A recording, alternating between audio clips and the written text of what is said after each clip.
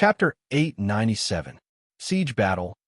On the other hand, Noah rubbed his chin and smiled after Hasti brought back the war game that was decided by the Gods' Council. That's good. Good? Hestia asked worriedly. That's a siege battle.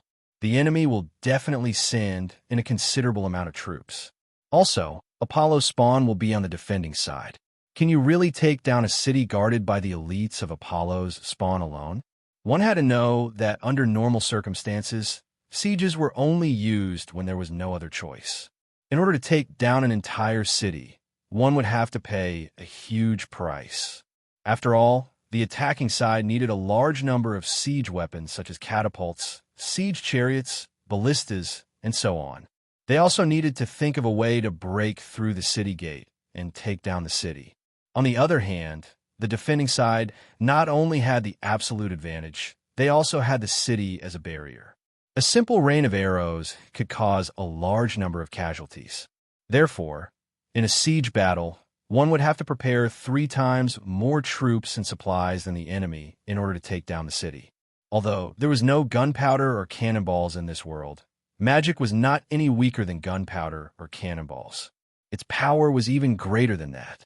So, as the one attacking the city, once Noah came to the bottom of the city, he would be bombarded with unimaginable magic and buried alive, right? In any case, a siege battle was too difficult for Noah. That was what Hestia and Baal thought. Commander, Baal mustered up his courage. Sure enough, let me fight. At least we can have one more person. You are a LV, one newbie adventurer. It's like nothing in a war, Noah declared mercilessly. I'll fight alone. This is something that has been decided. No one is allowed to object. After that, Noah stood up and walked toward the door. Hestia couldn't help but ask, "Where are you going?" "The dungeon," Noah said without looking back. 3 days. I don't have the time to waste playing games with that disgusting god. I don't know how much time I have to improve. Hence, when Noah completely ignored the war game with the Apollonian spawn and entered the buried city for 3 days of training and killing time, the people in Eulalie's world had entered a lively atmosphere as if they were holding a festival. As the news of the upcoming war game between Hestia's clan and Apollo's clan spread out, almost every place was talking about the war game between the two clans. Basically, most people thought that Hestia's spawn, which only had 2 members, had no chance of winning against Apollo's spawn, which was hundreds of times more numerous. On the contrary, the gods seemed to be looking forward to an upset. They kept promoting how powerful Noadorio was. As a result, even the ordinary people in Eulalia began to know that Noah had the strength to contend with LV7, and all of them became noisier. Under such circumstances, Apollo's spawn quietly left Eulalie. Not long ago, the guild had conveyed the location of the war game. Therefore, as the defending side, Apollo's spawn began to set off in advance to prepare in their own city. This time, the war game would take place in a ruin. It was a place built on a plain with no forests, no hills, and a walled city in the middle. Thousands of years ago, before God came to this world, in order to keep the cities and towns behind Eulalie away from the monsters that emerged from the big hole of the underground city without the Tower of Babel as a cover, or to stop them, they built a fortress near Eulalie. Although almost all of these walled cities had turned into ruins today, only this walled city was still more or less in use until a century ago, so it was still intact. This time, the war game chose this walled city as the battlefield. It took a day for 110 people belonging to Apollo's spawn to arrive here. These 110 people were almost all the members of Apollo's spawn that could be used. The rest of the people who didn't come were either support, novice adventurers, or other members who were in charge of clerical work and couldn't play an effective combat role. After arriving here, these people began to busy themselves with the repair work of the city wall, or the storage and allocation of spare weapons, items, food, and so on. It could be said that the preparations were complete. Obviously, even if the situation was very favorable to Apollo, the gods still didn't want to be overturned by unnecessary carelessness. Just like in the beginning, in order to get Noah, Apollo not only prepared to find trouble in the hotel, but also kidnapped Bear. From this point of view, Apollo did have some redeeming qualities.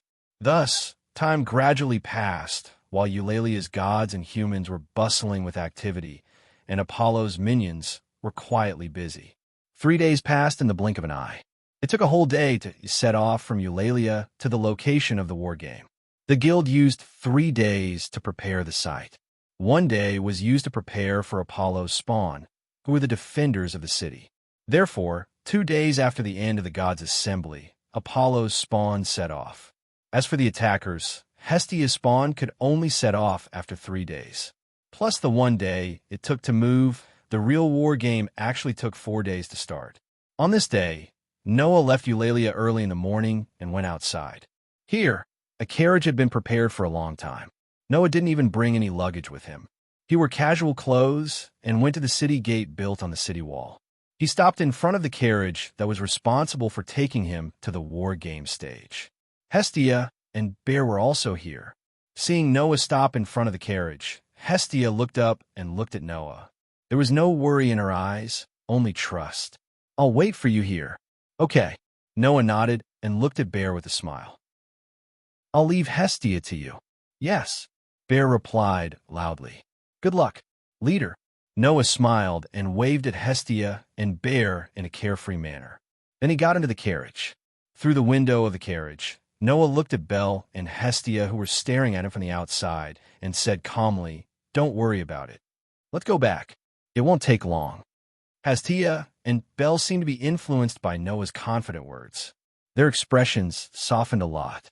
After nodding heavily, they turned around and returned to Eulalia without hesitation. Soon, the wheels of the carriage started to turn slowly. Accompanied by the neighing of the horses, the carriage gradually sped up, gradually moving towards its destination. Looking at the scenery outside the window that was gradually moving backward, Noah let go of the curtains and leaned against the carriage, holding a piece of paper in his hand. On this piece of paper was the information recorded. Noah Dole LV. 2 strength, SSS 1307, durability. SSS 1310, dexterity. SSS 1308, agility. SSS 1318, magic. SS 1300, mystery. Magic. Skill frowny face protection from the world, a permanent skill. It was equivalent to luck. Events that were directly related to luck would eventually lead to the most favorable outcome. There were only 3 days. Within 3 days, Noah had once again upgraded all his ability points to the SSS level. If A's and the others saw Noah's current ability points, they would be more than just surprised. Well, it's better than nothing. Noah opened the curtain and threw the paper out of the window, letting it fly with the wind. Looking at the flying recording paper and the scenery outside the window, Noah's lips curled into a cold arc. Chapter 898. The streets were bustling. Today, Eulalia was several times livelier than usual. As if a festival was about to be held, all the taverns in Eulalia opened early in the morning. On the sides of the streets, in every corner, vendors began to set up their stalls. On the road, pieces of parchment used for propaganda were almost all over the walls of the buildings. They were used to promote the war game between Hestia's family and Apollo's family. It was precisely because of this exaggerated propaganda that Eulalia became as lively as a festival, turning a war game into an entertainment program for the citizens of Eulalia. Needless to say, there was no one else who would do such a thing except for those gods who thought it was not lively enough. Thus, it was as if a grand football match was about to begin. After 3 to 4 days of publicity, almost all the adventurers chose to rest today. Some even opened gambling houses to display the purpose of entertainment incisively and vividly. Not only that, a stage was set up in front of the headquarters of the guild. A guild staff held a magic stone product that could be used as a microphone and made a loud and clear voice in the crowd below the stage. "Hello, everyone. I am the broadcaster responsible for the live broadcast of this war game. Please take care of me." Although the guild forbade direct conflicts between family members, for a war game like this, the guild would generally work with merchants to promote it. By doing so, it could liven up the atmosphere of the city and turn the war game into a kind of entertainment performance, Instead of giving people a feeling of indulgence in the private fights between the family clans and bringing the ordinary citizens an uneasy feeling of underground fists. Another purpose was to be able to make a fortune like this, just like holding a festival. The propaganda of the gods played an obvious role, and the secret operation of the guild definitely helped a lot. In addition, such activities were used to show the strength of Eulalia to the world, like a demonstration, and attract talented and promising adventurers to this city. Most importantly, war games were also an extreme form of entertainment that the gods pursued. When the people in Eulalia were lively, the gods began to gather in the Tower of Babel. On the 30th floor of the Tower of Babel, most of the gods who looked forward to war games more than anyone else came here. Hestia and Apollo were among them. "How is it?" Apollo said to Hestia with his usual dazzling smile. "That child should be ready to come to me, right?" "Of course, I'm ready," Hestia said as she glanced at Apollo. "Get ready to defeat all of your children." "Well, this is the only time you can force yourself." Apollo shrugged lightly. He didn't take it seriously at all. He just looked at the sky outside the window and said this. "It should be about time, right? The war games will begin at noon." And now it was almost noon. Loki, who was sitting at the head of the table, glanced at all the gods around him and said loudly, "Since it's almost time, let's begin." "All right." All the gods in Eulalia responded in unison. Then they reached out their hands and snapped their fingers. But this very moment, whoa, in Eulalia's world, whether it was the tavern, the street corner, or the front of the guild headquarters, many projection-like screens suddenly appeared in the air. On the screen, a city was reflected on it. That was the city that Apollo's minions were guarding. Wow! The countless round screens that appeared in every corner of the city caused a commotion in the sky above the city. Such an incredible thing could only be done by a god. In the lower realm, the gods had set a rule that they could never use the power of a god. If a god was found to be using the power of a god in the lower realm, that god would be sent back to the heavens. However, there were exceptions to everything. In the lower realm, the only power of a god that was allowed to be used was the ability called God's Mirror, which was similar to clairvoyance. This ability could broadcast everything that happened in a place that the gods wanted to see, no matter how far away it was. In order to allow the gods to enjoy the activities planned in the lower realm, this was the only exception that was allowed to be used. Of course, it could only be used when entertainment and activities such as war games were taking place. Otherwise, if it was used in private without permission, it would be banned. With this ability, even if it was far away from the war game, the people in Eulalia could see the whole process. Therefore, when the citizens began to clamor, the broadcaster in front of the guild headquarters began to explain. This time, the war game will be carried out by Hestia's family and Apollo's family. It'll be a siege battle. First, we can see that the members of Apollo's family are ready in the city. Next, although it's hard to believe, I have to tell you that Hestia's family is only going to send one member out. So, where's this Noah Doria, who has been rumored to be a god during this period of time? The bell announcing the start of the war is about to ring. The broadcaster's tone was very excited, and it brought everyone's emotions to the peak. Until, at a certain moment, the sound of a huge bell suddenly rang out. Clang! Accompanied by such a loud bell, the live broadcaster announced loudly, "I announce, the war game belongs to Hestia's family and Apollo's family. It officially begins." Oh! Cheers that resounded through the sky rushed into the sky. On the other side, in a city far away from the Great Wall, the handsome human young man, Jacintos, sat on a throne in the middle of the city. Through the window, he looked at the city that was filled with members of his guild. The war was in the form of a siege war. The war would last for 3 days. As long as Jacintos, the general, could survive these 3 days or make the only member of the enemy, Noah Doria, unable to fight, it would be the victory of Apollo's family. However, if Noah broke into the city and defeated Jacintos, the leader of Hestia's family, it would be the victory of Hestia's family. In this situation, Jacintos looked out of the window with a gloomy expression filled with hatred. It's obvious that guy won't break into the city openly. he will definitely choose to sneak in, find me, and kick me off the throne to win, right? Because of this reason, Yakintos gathered almost half of the members of his family tribe around him, and the rest were all patrolling the city.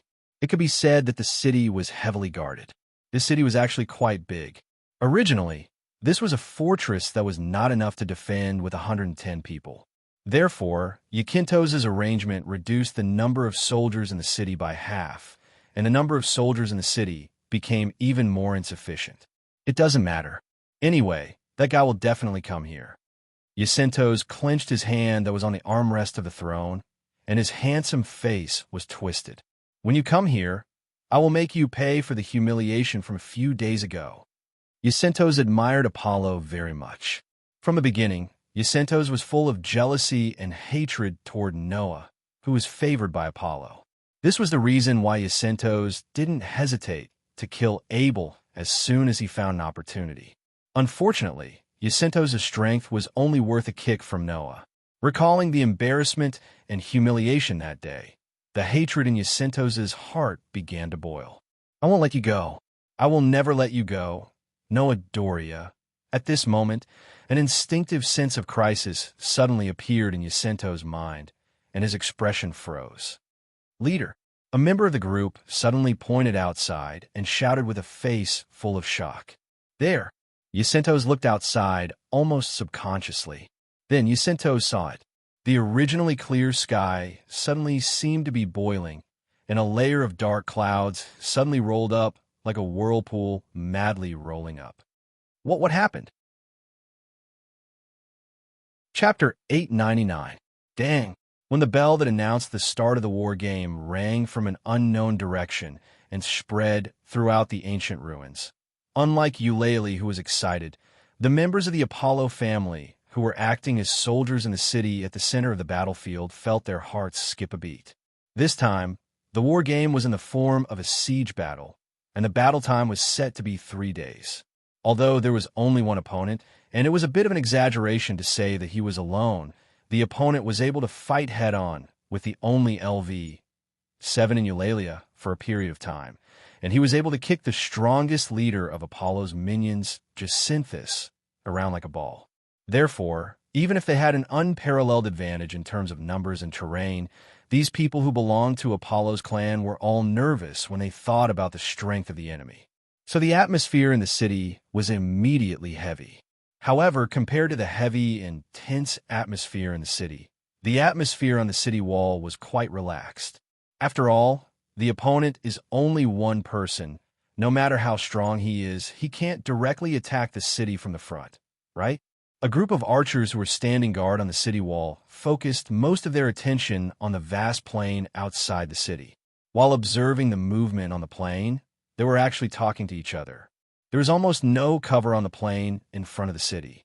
As long as there was no problem with eyesight, it was basically impossible to miss the movement on the plain. In addition, no one thought that Noah would be stupid enough to come from the front and attack the city gate directly. Therefore, the people who were responsible for guarding the city wall were the least pressured. The opponent will definitely find a way to sneak into the city and directly attack the leader. That's right. Otherwise, do you really want to rely on one person to attack the city? Only a fool would do that. The members of Apollo's clan who were guarding the city wall believed so. Well, maybe the opponent will use magic on the first day to test the thickness of the city wall. If he can use magic to break the city wall, then he should choose to attack the city from the front, right? But unfortunately, we are archers. Yeah. Generally speaking, the power and range of the magic was proportional to the length of the spell that needed to be chanted. If it was the kind of magic that needed a very long chanting time, then the power of the magic would definitely be unimaginable. That level of magic was more than enough to burn down an entire forest. It was not impossible to use it to break through the city walls. However, the longer it took to cast a powerful spell, the greater the consumption of spiritual energy would be. When using magic, mental strength would gradually transform into mana as the incantation was chanted.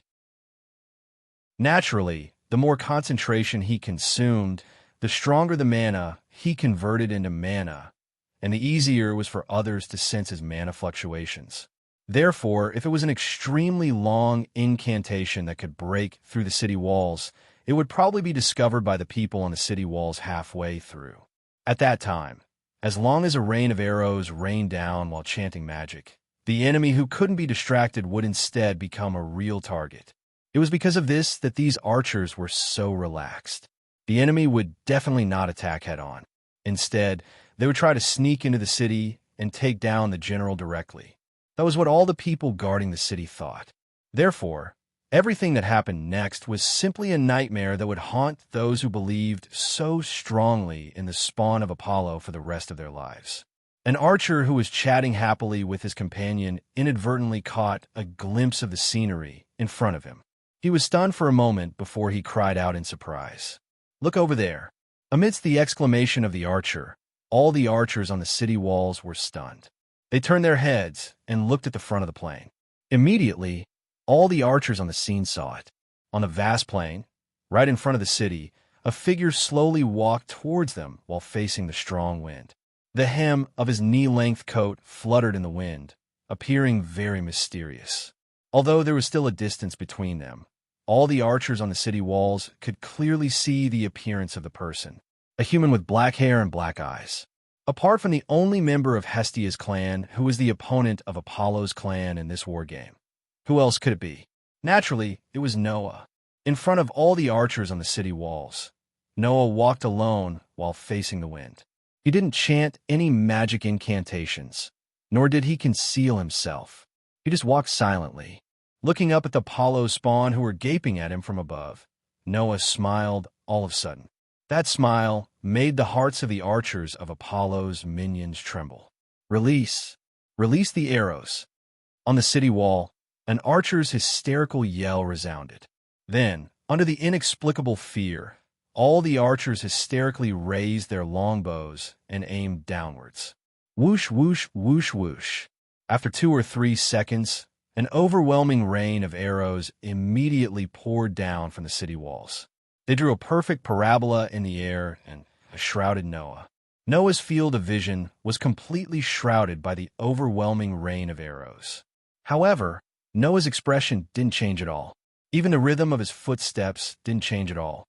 He still slowly walked forward as if he intended to walk towards the overwhelming rain of arrows. Everyone who saw this scene exclaimed in surprise. Bang! Just as the overwhelming rain of arrows was about to envelop Noah's body, a storm-like mana wave surged from Noah's body, turning into a substantial shockwave with Noah as the center.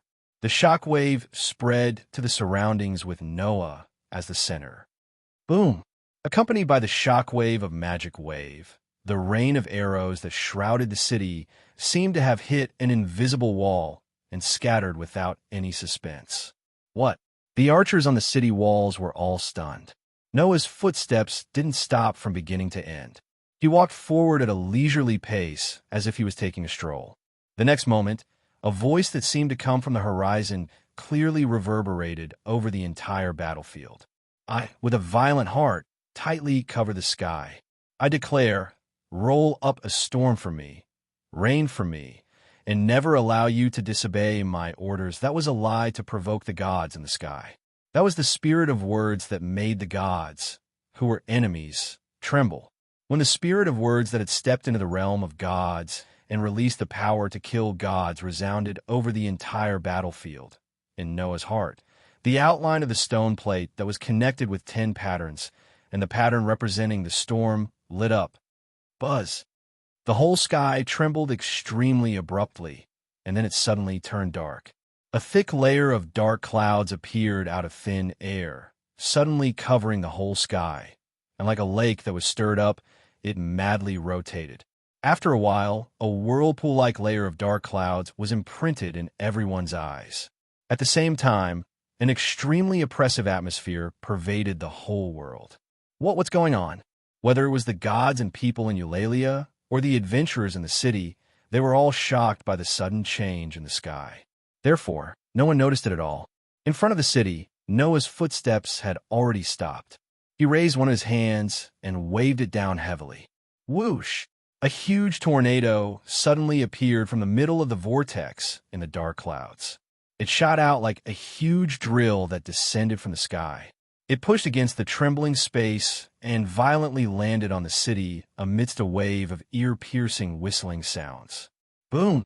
An earth-shattering sound burst out, causing the minds of everyone who watched the huge tornado descending from the sky to go blank in an instant. Paji, Paji, Paji. The city that was hit by the huge tornado made a hair-raising cracking sound. It was actually uprooted, and under the ravaging of the tornado, it was twisted into a pile of fragments. Chapter 900. What? What is that? Far away in Eulalia, in the Tower of Babel, a group of God from the heaven looked at the apocalyptic scene in the divine mirror, and they all fell into an indescribable shock. On the projection-like screen, the magnificent city was being ravaged by a huge tornado that fell from the sky. The city walls were directly destroyed. The buildings were shattered into pieces one by one. Terrifying sand and dust rose from the ground. The world was pitch black. In the city, everything was twisted into pieces of rubble by the huge tornado. The rubble was swept into the tornado and blown into the sky. The gods could even see the adventurers belonging to Apollo's clan tumbling like rags in the huge tornado. It was as if they were thrown into a huge washing machine, constantly churning and making shrill screams. If such a scene couldn't be called terrifying, then what could be considered terrifying? Of course, for these gods, a tornado was nothing. However, from the tornado, every god present felt a sense of destruction, causing the hearts of these transcendental existences to tremble. Yes, tremble. Gods tremble. As a result, the entire Tower of Babel began to be filled with a deathly stillness. Compared to the gods who were all shocked on the spot, Apollo was completely stunned as he watched the members of his clan being engulfed by the huge tornado. Hasti, who was sitting in the corner, also opened her eyes wide. She stared blankly at the apocalyptic scene in the divine mirror. For a moment, she didn't know how to react. Hestia knew that Noah was definitely not an ordinary human being. How could an ordinary human be able to perform miracles that had never been done by other humans before? Hestia, who had witnessed Noah's incredible feats with her own eyes, never doubted that Noah was mysterious. She also knew that Noah must be hiding some big secrets. But Hestia didn't expect that Noah's miraculous abilities were still beyond her imagination. What kind of person is that child? A god from an unknown place murmured this sentence, but it was also the deepest thought in the hearts of all the gods present. Only Freya stared at the divine mirror. Standing in front of the city that was gradually being uprooted by the huge tornado, Noah's robe was fluttering wildly in the wind, but he stood still like an indomitable hero. Now his body was trembling. At this time, in Freya's eyes, the brilliance of Noah's soul, which was originally as hot and dazzling as the sun, instantly soared countless times. If that radiance appeared in the form of light, it would definitely be able to burn and blind the eyes of any god or human. Freya, who saw this scene with her eyes that could see through other people's souls, tried her best to suppress the impulse that surged from the depths of her body. Her cheeks were completely red, and her body became extremely hot. She felt like she was about to burn up. This unprecedented pleasure brought Freya extreme insanity. Ha, ha, ha, ha, ha. Ignoring the astonishment of the gods around her, Freya laughed maniacally as if there was no one around her. She laughed maniacally like she would never do in the past. So beautiful, so beautiful. It's too beautiful. In front of others, Freya had always been very careful about her image as a goddess of beauty. However, the brilliance of Noah's soul was so dazzling that Freya couldn't care less. She hugged her body tightly and laughed enchantingly and crazily. From this, one could see how much Noah had stimulated Freya. That little guy actually stimulated that love-struck fool to this extent. Loki stared at Noah's figure. His eyes, which had always been narrowed, opened slightly, revealing a pair of eyes full of wisdom. The corners of his mouth slowly curved up. Interesting, it's really interesting. It's such a waste to let that little dwarf monopolize such a child. Freya. Hestia also noticed Freya's behavior. Her pretty face sank, but her eyes were full of determination. I won't let you touch Noah. Never. It wasn't just the gods in the Tower of Babel. Even the residents in Orly, whether humans, elves, dwarves, orcs, or Amazons, were all shocked by the earth-shattering scene. However, these residents of the lower realm were not like the gods, who could feel the sense of destruction that the huge tornado carried that even the gods could not ignore. They only knew that Noah had launched a spell that could destroy the entire city in an instant. Oh, at that moment, the entire Orly was filled with earth-shattering cheers. Many people who were inextricably linked to Noah were also watching this scene. For example, Baal, who was so excited in the headquarters of Hestia's clan that he could not find his bearings. For example, in the headquarters of Sumo's clan, there was a petite little human girl with a frightened face. For example, in Loki's clan, there was a group of first-level adventurers with dull faces. For example, there was a beautiful girl with waist-length blonde hair and bright eyes, who was wearing a bracelet on her wrist and staring intently at Noah, who was standing in front of the huge tornado like an indomitable hero. Whoosh! The huge tornado was still raging on the ground, setting off an amazing gust of wind that swept in all directions. Standing in front of the huge tornado and staring at the disaster caused by a storm incarnation, Noah's pair of dark and deep eyes flashed slightly, and then he canceled the use of authority. The huge tornado that was raging wildly suddenly stopped. Boom! Without any warning, the huge tornado suddenly burst open, turning into layers of wind and waves, shaking the surroundings and gradually dissipating. Immediately, the debris, rubble, and wreckage of the city, swept up by the huge tornado, fell from mid-air, like a collapsed mountain of rocks, crashing to the ground with a loud bang. Boom! In a situation where even the ground trembled slightly, a large number of debris, rubble, and wreckage fell in front of Noah, causing a heavy bang and smoke to fill the sky. It didn't take long for the world to return to calm from the state of destruction, just now, as if nothing had happened. However, the sturdy city had been completely reduced to ruins. This told everyone that everything was real. In the ruins of the dilapidated city, the members of Apollo's clan were either buried under the rubble or lying on pieces of broken building wreckage. All of them were motionless, although they looked like they were dying. In fact, these people didn't suffer much damage at all. They just fainted. After all, the tornado just now was mainly used by Noah to destroy the city. The power had been deliberately suppressed by Noah to the point where it wouldn't kill people. Looking at the huge ruins, Noah curled his lips, lifted his feet, and walked purposefully in one direction of the ruins.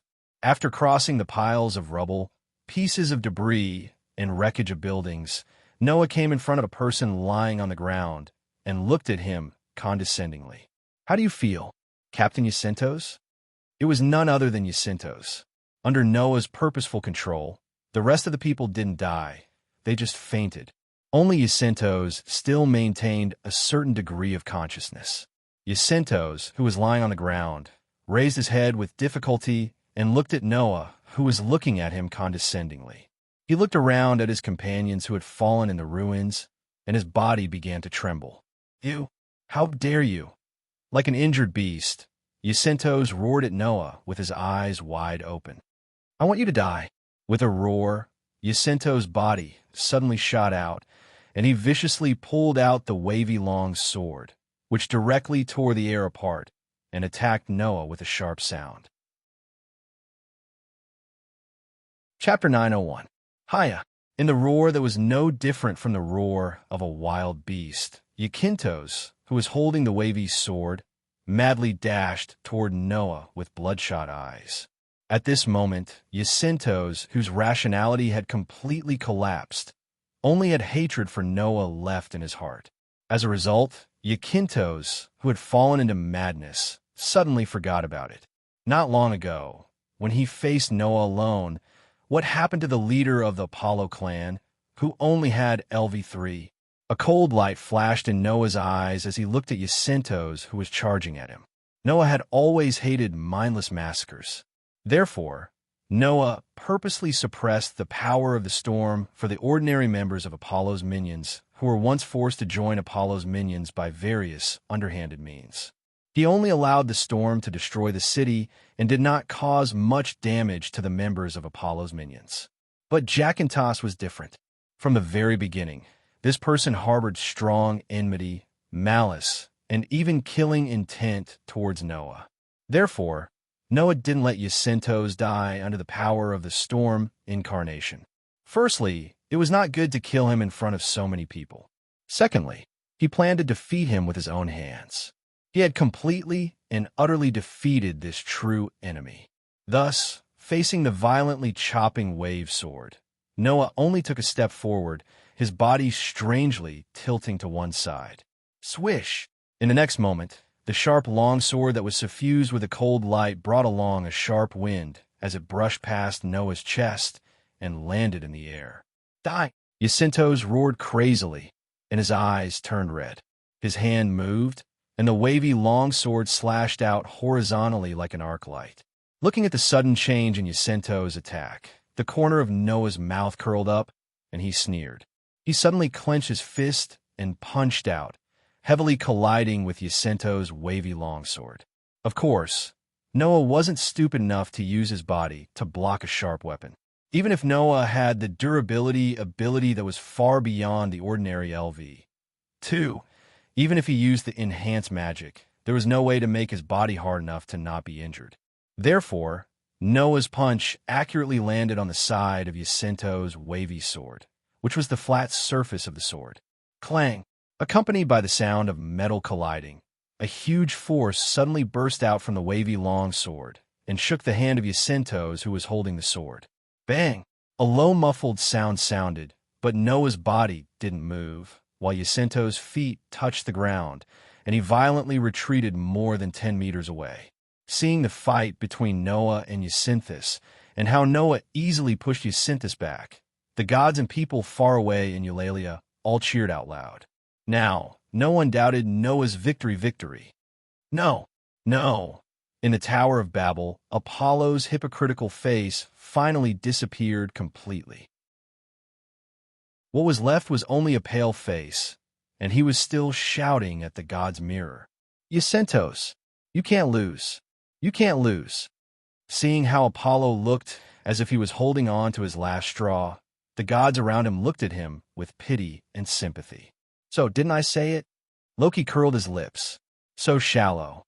On the other side, Jacintos hadn't recovered from the shock yet. He felt that his arm that was holding the weapon was numb, and he let out a muffled groan. In front of Jacintos, Noah just looked up with a calm face and slowly raised one of his hands. A golden ripple suddenly fluctuated from the back of Jacintos without any warning. Inside, a luxurious knight's sword suddenly appeared. The movement from behind made Jacintos's pupils shrink, and he quickly moved to the side. However, just as Jacintos was about to retreat, the luxurious knight sword shot out from the golden ripple like a bullet. It was mixed with a sharp force, and it mercilessly shot toward Jacintos's back. Knowing that he couldn't dodge the knight's sword anymore, Jacintos turned around and swung his sword at the knight's sword behind him, ignoring the pain in his body that was caused by the sudden movement of his sword.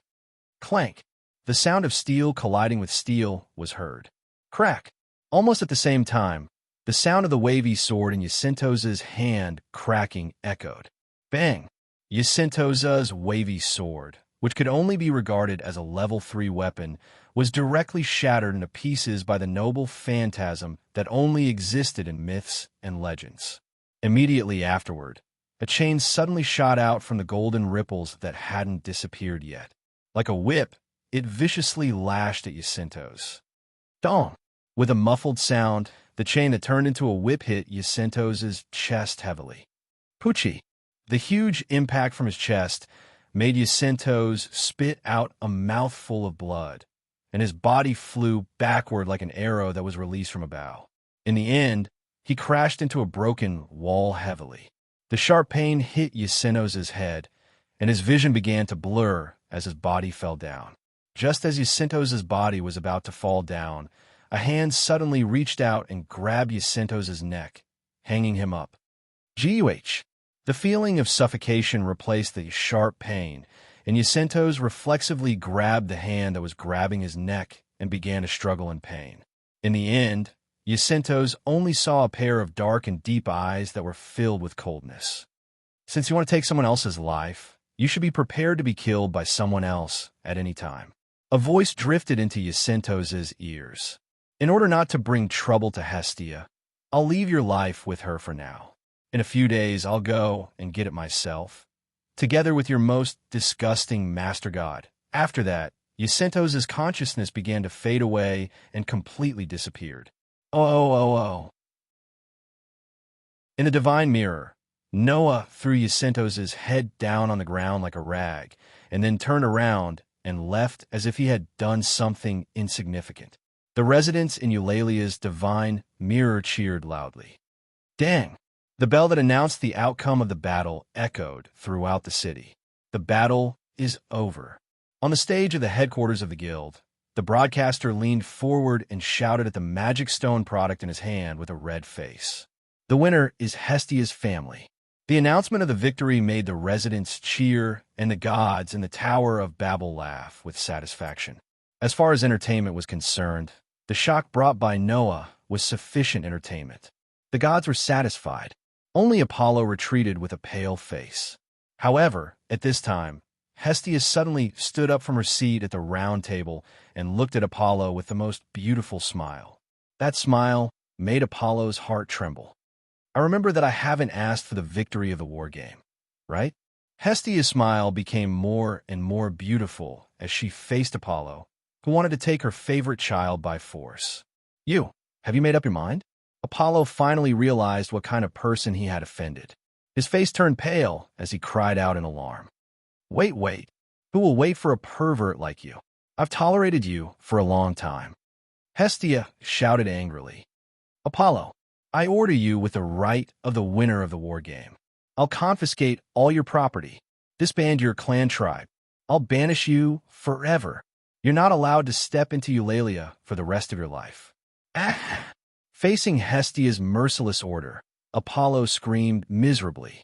However, Apollo didn't realize that. The real punishment hadn't come yet. Chapter 902. In the end, the war game ended with the victory of Hestia's clan, who only sent one person to participate in the battle and defeated the entire clan of Apollo. This war game would undoubtedly become a topic that would be repeatedly mentioned by all the residents of Eulalia in the future.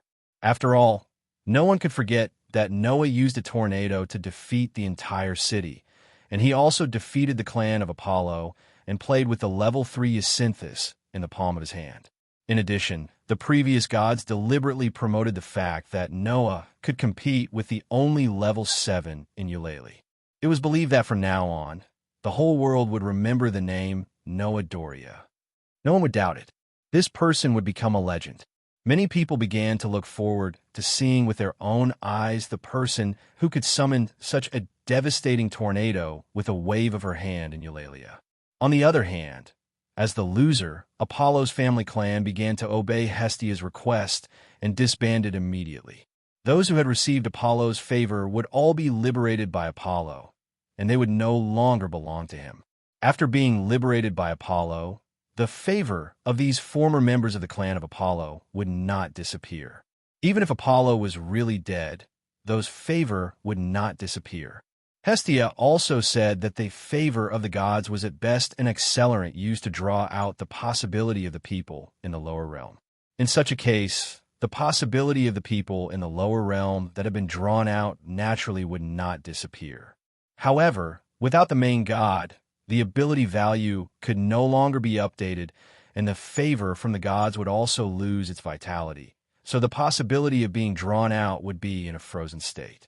There was no way to enhance the ability of the people who received the favor, including basic ability, development ability, magic, skills, and so on, all would be sealed.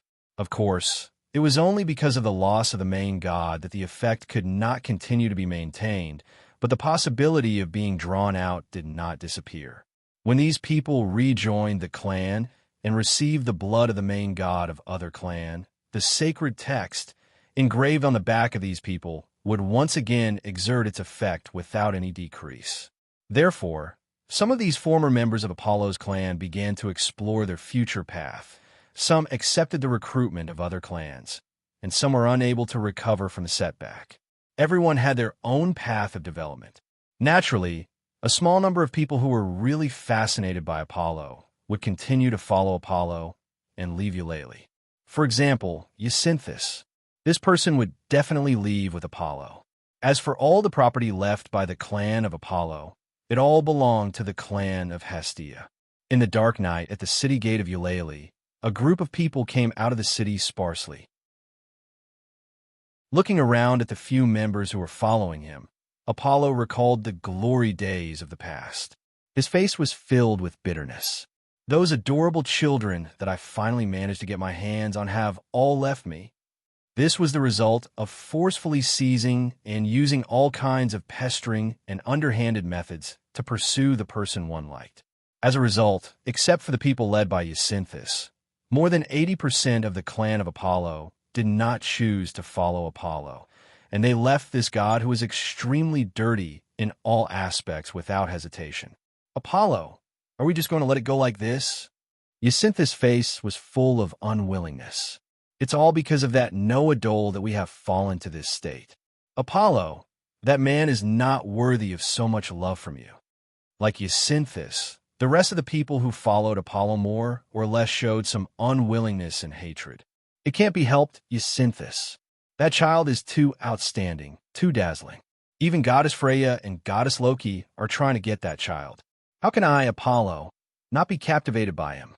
Apollo sighed with some sadness, but in the next second, he showed a somewhat ugly smile. However, since I can't get that child, then let me leave some gifts for him. Hearing this, Jacinthus' eyes lit up, and the unwillingness and hatred on his face eased a little. Although he was obsessed with Apollo, because of this, no one knew Apollo better than Jacinthus. With the vile divinity of Apollo, who did not hesitate to use any underhanded means to force the person he fancied into his arms, now that he had finally stumbled in front of a person, how could there not be some trouble left behind? Even if I can't get that child, I have to leave a deep impression on that child.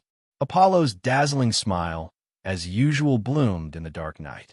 Whether it's love or hate, as long as I can make that child remember me, I have to try, right? As soon as this sentence fell from Apollo's mouth, a cold voice sounded and drilled into the ears of everyone present.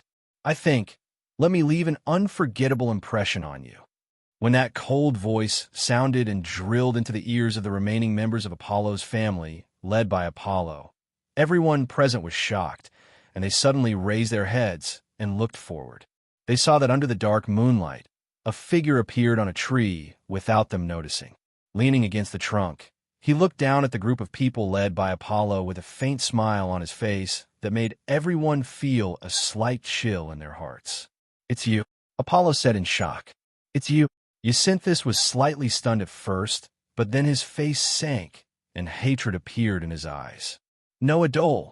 Hearing this name, the group of people who planned to follow Apollo reacted, and like Jacinthus, they looked at Noah with hatred and malice in their eyes. Noah, who was leaning against the trunk, clearly saw the hatred and malice in the eyes of those people, and his voice was full of indifference. "It seems that the guys here are not innocent. Even if you kill them, it should be fine, right?" "Kill them?" Apollo was stunned on the spot. "Kill them?" Those who followed Apollo didn't realize anything from Noah's words at all, and they all looked at each other. "Kill them?" Only Jacinthus recalled the words he heard before he was defeated by Noah during the war game, and a sense of crisis surged all over his body, causing him to yell out loud, "Quick, kill him! He's here to kill us!" However, this sentence instead became the talisman that hastened the death of everyone present. Although the remaining members of Apollo's family didn't understand what was going on, when they heard Jacinthus' order, The hatred and malice in their eyes finally exploded. The hatred and malice in these people's hearts had already reached the limit of the culprit who forced them into this situation. It was to the point that these people had forgotten. This person in front of them was not someone they could deal with. Haya. Therefore, without any hesitation, except for Jacinthus, who was protecting Apollo, the rest of the people raised their sharp weapons and charged toward Noah while roaring. However, at the same time, beside Noah, who was leaning against the tree with his arms crossed, golden ripples suddenly flashed in the air like water waves, and weapons popped out one after another. Luxurious weapons such as sabers, swords, spears, halberds, and other weapons shot out from the golden ripples like arrows leaving their bowstrings. Carrying streams of light composed of golden particles, they shot out like deadly beams of light, piercing through the space and enveloping the charging people. Pucci, Pucci, Pucci. There was no surprise at all. Along with the sound of bodies being pierced through, the remaining members of Apollo's family, who were not even at LV3, and some of them were only at LV1, had their bodies pierced through by the treasures one by one, bringing out bursts of crimson blood. They didn't even have time to scream. These people all fell to the ground. Chapter 903. Pong, pong, pong. Along with a series of dull thuds, the remaining members of Apollo's clan fell to the ground one by one with bright red blood stains, and the life force on their bodies began to disappear gradually. After these people fell to the ground, the noble phantoms that pierced through their bodies also turned into light particles and returned to Noah's treasure vault. What? Apollo's eyes widened as he looked at the scene in front of him in disbelief. Of course, Apollo's disbelief was not because he doubted that Noah had the ability to kill those people in an instant, but because he couldn't believe that Noah actually killed them. You? Jacinthos also shouted out in shock. You actually killed him? Hearing this, Noah smirked and looked at Jacinthos with sarcasm. Since you want to kill others, then you should be prepared that your life will be taken away by others at any time. Since you want to kill me, do you think that I will show you mercy? From the beginning, Noah and Hestia didn't provoke anyone, but for no reason, Apollo made things difficult for them. In order to obtain Noah, Apollo did not hesitate to let the people of the Spawn tribe find fault with Noah for no reason and kidnap Baal. His methods could not be described as not despicable. As for Jacinthos, he had even tried to kill Noah many times. Just because of a brainless jealousy, Noah had become a thorn in the other party's side. Noah was the kind of person who would treat others better if they treated him well, and treat others worse if they treated him badly. Apollo and Jacinthos made things difficult for him one after another, and this made Noah remember this in his heart. However, because the guild had clearly stated that direct conflicts between clan members were prohibited, Noah didn't blatantly report what these people did. After all, even if Noah didn't care about the guild's rules, his clan would still be banned by the guild. In that case, Hestia and Baal would definitely be implicated. In order to not let Hestia and Baal be implicated, Noah deliberately took a big detour and waited until today. Now, the entire clan of Apollo had been disbanded, and the innocent people who were forced by Apollo had all left Apollo's side.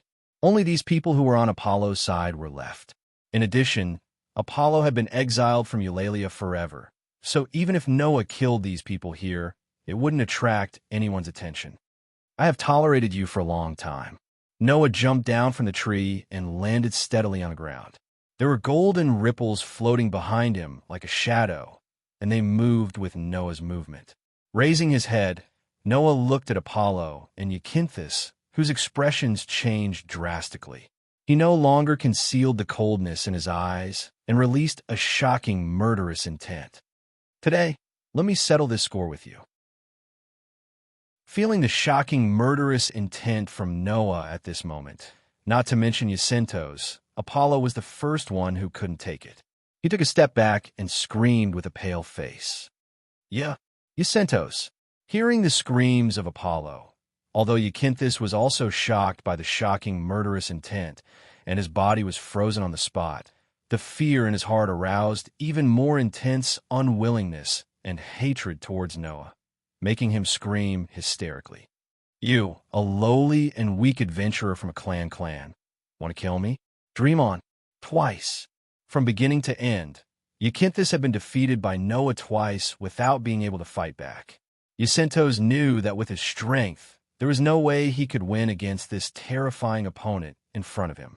However, in the previous 2 battles with Noah, Ykynthos also had trump cards that he hadn't used yet.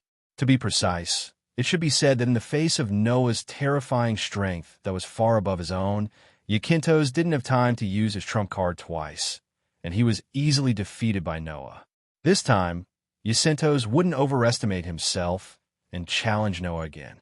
Facing the executioner who was releasing his murderous intent, Ykynthos, who knew that he couldn't challenge Noah at all, didn't hesitate to use his last trump card, which was also his last hope of surviving from Noah's attack. It was a trump card that could bring someone back to life, magic. Ykynthos, who couldn't use his own strength to resist Noah, could only use the only trump card that could turn the situation around.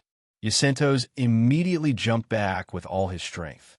My name is Love, the darling of light. I offer myself to my son Dash. My name is Sin, the envy of wind. I summon a gust of wind to be Dash, cast wheel of fire.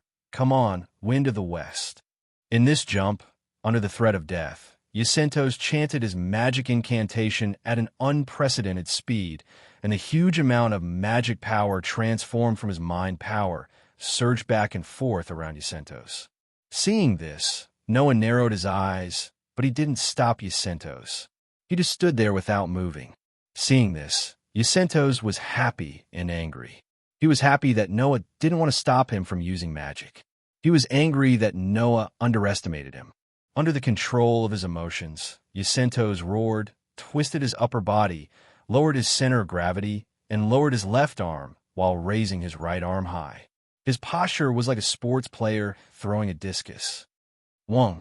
The magic power that surged around Ykynthos suddenly condensed on his right hand and turned into a bright, hot disk that looked like the outline of the sun. Zephylos Dash.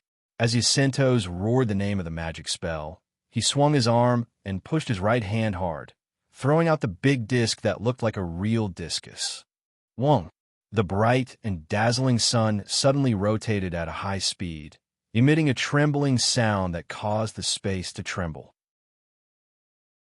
It cut through the space like a ferocious cutting machine, bringing along a stream of light as it shot directly in Noah's direction. Whoosh! However, at the same time, a luxurious spear suddenly bounced up from a golden ripple behind Noah and shot out like a meteor. With a sharp, piercing sound, it collided with the dazzling sun that was coming at him. Dong! A muffled sound that shook the air suddenly sounded. A burst of extreme shock waves exploded. The bright, dazzling sun only froze for a moment. Then, it was pushed back by the spear that collided with it. Bang dash! Therefore, the bright, dazzling sun directly exploded under the unparalleled impact, scattering into sparks all over the sky. Ykynthos didn't even have time to react before the luxurious spear shot out from the sparks all over the sky. Under Ykynthos' horrified expression, the spear resisted the fierce wind and landed on Ykynthos' chest. Hook dash! The sharp spear pierced through Ykynthos' chest, causing blood to splatter everywhere. Then, the spear that pierced through Ykynthos' chest continued to fly forward without slowing down. It carried Ykynthos' body and landed on Eulalie's city wall like a bullet. Clang dash! With a sound of metal colliding, the spear was nailed to the city wall. Naturally, Ykynthos, who was pierced through the chest by the spear, was also nailed to the city wall. His eyes were wide open, and blood was flowing out of his mouth and chest, but he couldn't move anymore. Ykynthos was dead. Ykynthos! Apollo let out a miserable cry. However, at this moment, golden ripples began to reverberate around Apollo, surrounding him within. In the next second, silver chains with wedges of different shapes burst out from the golden ripples. They wrapped around Apollo's body and wrapped around him. Pa! As the chains were pulled, Apollo screamed in pain as he was lifted into the air. Chapter 904. From the moment Jacinthus decided to use magic to gamble everything, to the moment Noah used his noble phantasm to defeat Jacinthus' last resort, Noah killed Jacinthus and hung Apollo up with Enkidu. The whole process didn't even take 20 seconds. In 20 seconds, Jacinthus, who was a LV-3 adventurer, was killed, and Apollo, who was the main god of Apollo's family, was also bound. Such a rapid development made Apollo's mind a little blank. He was stunned and couldn't move. At this time, in Apollo's heart, there was finally a feeling called regret. For Apollo, he just wanted to get what he wanted, and he didn't consider the feelings of those who were harassed by him. Therefore, Apollo never felt that what he did was wrong, and he never felt that there was anything wrong with it. Therefore, even if he was defeated in the war game, even if Hestia announced the disbandment of Apollo's family as the winner, Apollo didn't feel any regret. After all, for these gods, the joy, anger, sorrow, and other things that could lead to these feelings were just a kind of enjoyment. The regret in Apollo's heart was also a kind of enjoyment that belonged to the gods. In the hearts of the gods, this lower realm was actually a game to experience life. Therefore, Apollo didn't realize. Tonight, the person who appeared here to completely solve the remaining problems of Apollo's family was not going to end the game called life, but the life of a god. Looking at Apollo's face full of regret, Noah's eyes flashed, and he reached out his hand to a golden ripple on the side. Whoa! In the tremor of the golden ripple that seemed to be imprinted in space, a long spear like floating from the water bounced out of the golden ripple, and it just happened to fall into Noah's outstretched hand, and it was pulled out by Noah from the golden ripple. Upon closer inspection, it was actually a long spear that was dark red in color. However, there wasn't only one spearhead of the long spear. Instead, it was like a fork, like a parallel line. It was divided into two and stretched out in a forked shape. Holding the two-pronged dark red spear, Noah lifted his foot and slowly walked toward Apollo. Only then did Apollo realize that Noah was walking towards him with a dark red forked spear in his hand. Apollo's eyes widened and his lips began to tremble. Wait, what do you want? Noah didn't even bother to pay attention to Apollo. His face was still cold as he resolutely walked towards Apollo. Are you going to attack me? Apollo shouted in shock. Are you crazy? It was no wonder that Apollo was so shocked. This was because to the people of this world, the act of killing a god was an absolute taboo. Only a god could attack a god. Once a god was fatally injured, the divine power sealed within his body would automatically activate to maintain his body's life. Therefore, even if a god was killed in the mortal realm, he wouldn't die. However, if a god was injured and needed to activate his divine power to restore his identity and power, then according to the rules set by the gods, even if he didn't use it voluntarily, he would be regarded as using divine power and would be forcibly sent back to heaven. Under such circumstances, Apollo's heart was filled with two other emotions that were on par with regret. First, he was shocked. He was shocked that Noah dared to attack a god despite the absolute taboo. Second, he was anxiously, if Noah really did not hesitate to commit a great taboo to kill him, Apollo, whose divine power had been triggered, could only be sent back to the heaven realm. This was something Apollo absolutely didn't want to accept. Wait, child, calm down. At that moment, Apollo's voice became like a scream. I admit that I was possessed this time. I shouldn't have attacked you. But that's also because you're too outstanding and too cute. For Hestia's sake, please let me go this time, okay? Hearing Apollo's pitiful pleading, Noah finally arrived in front of Apollo. Looking at Apollo's deathly pale face, he sneered. Whoosh!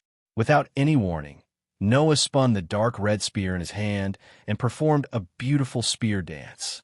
As Apollo's expression changed, the relic in his hand turned into a red lightning bolt and pierced towards Apollo with a sharp wind. Slash! The familiar sound of a body being pierced echoed in the air. The dark red spear pierced through Apollo's chest and crushed his heart. Apollo opened his mouth and let out a silent scream. He stared at Noah with his eyes wide open, and his eyes were filled with disbelief.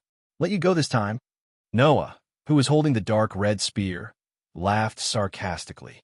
Then, have you ever thought of letting go of those innocent people whose lives were almost ruined by you, who were taken by force, just this once?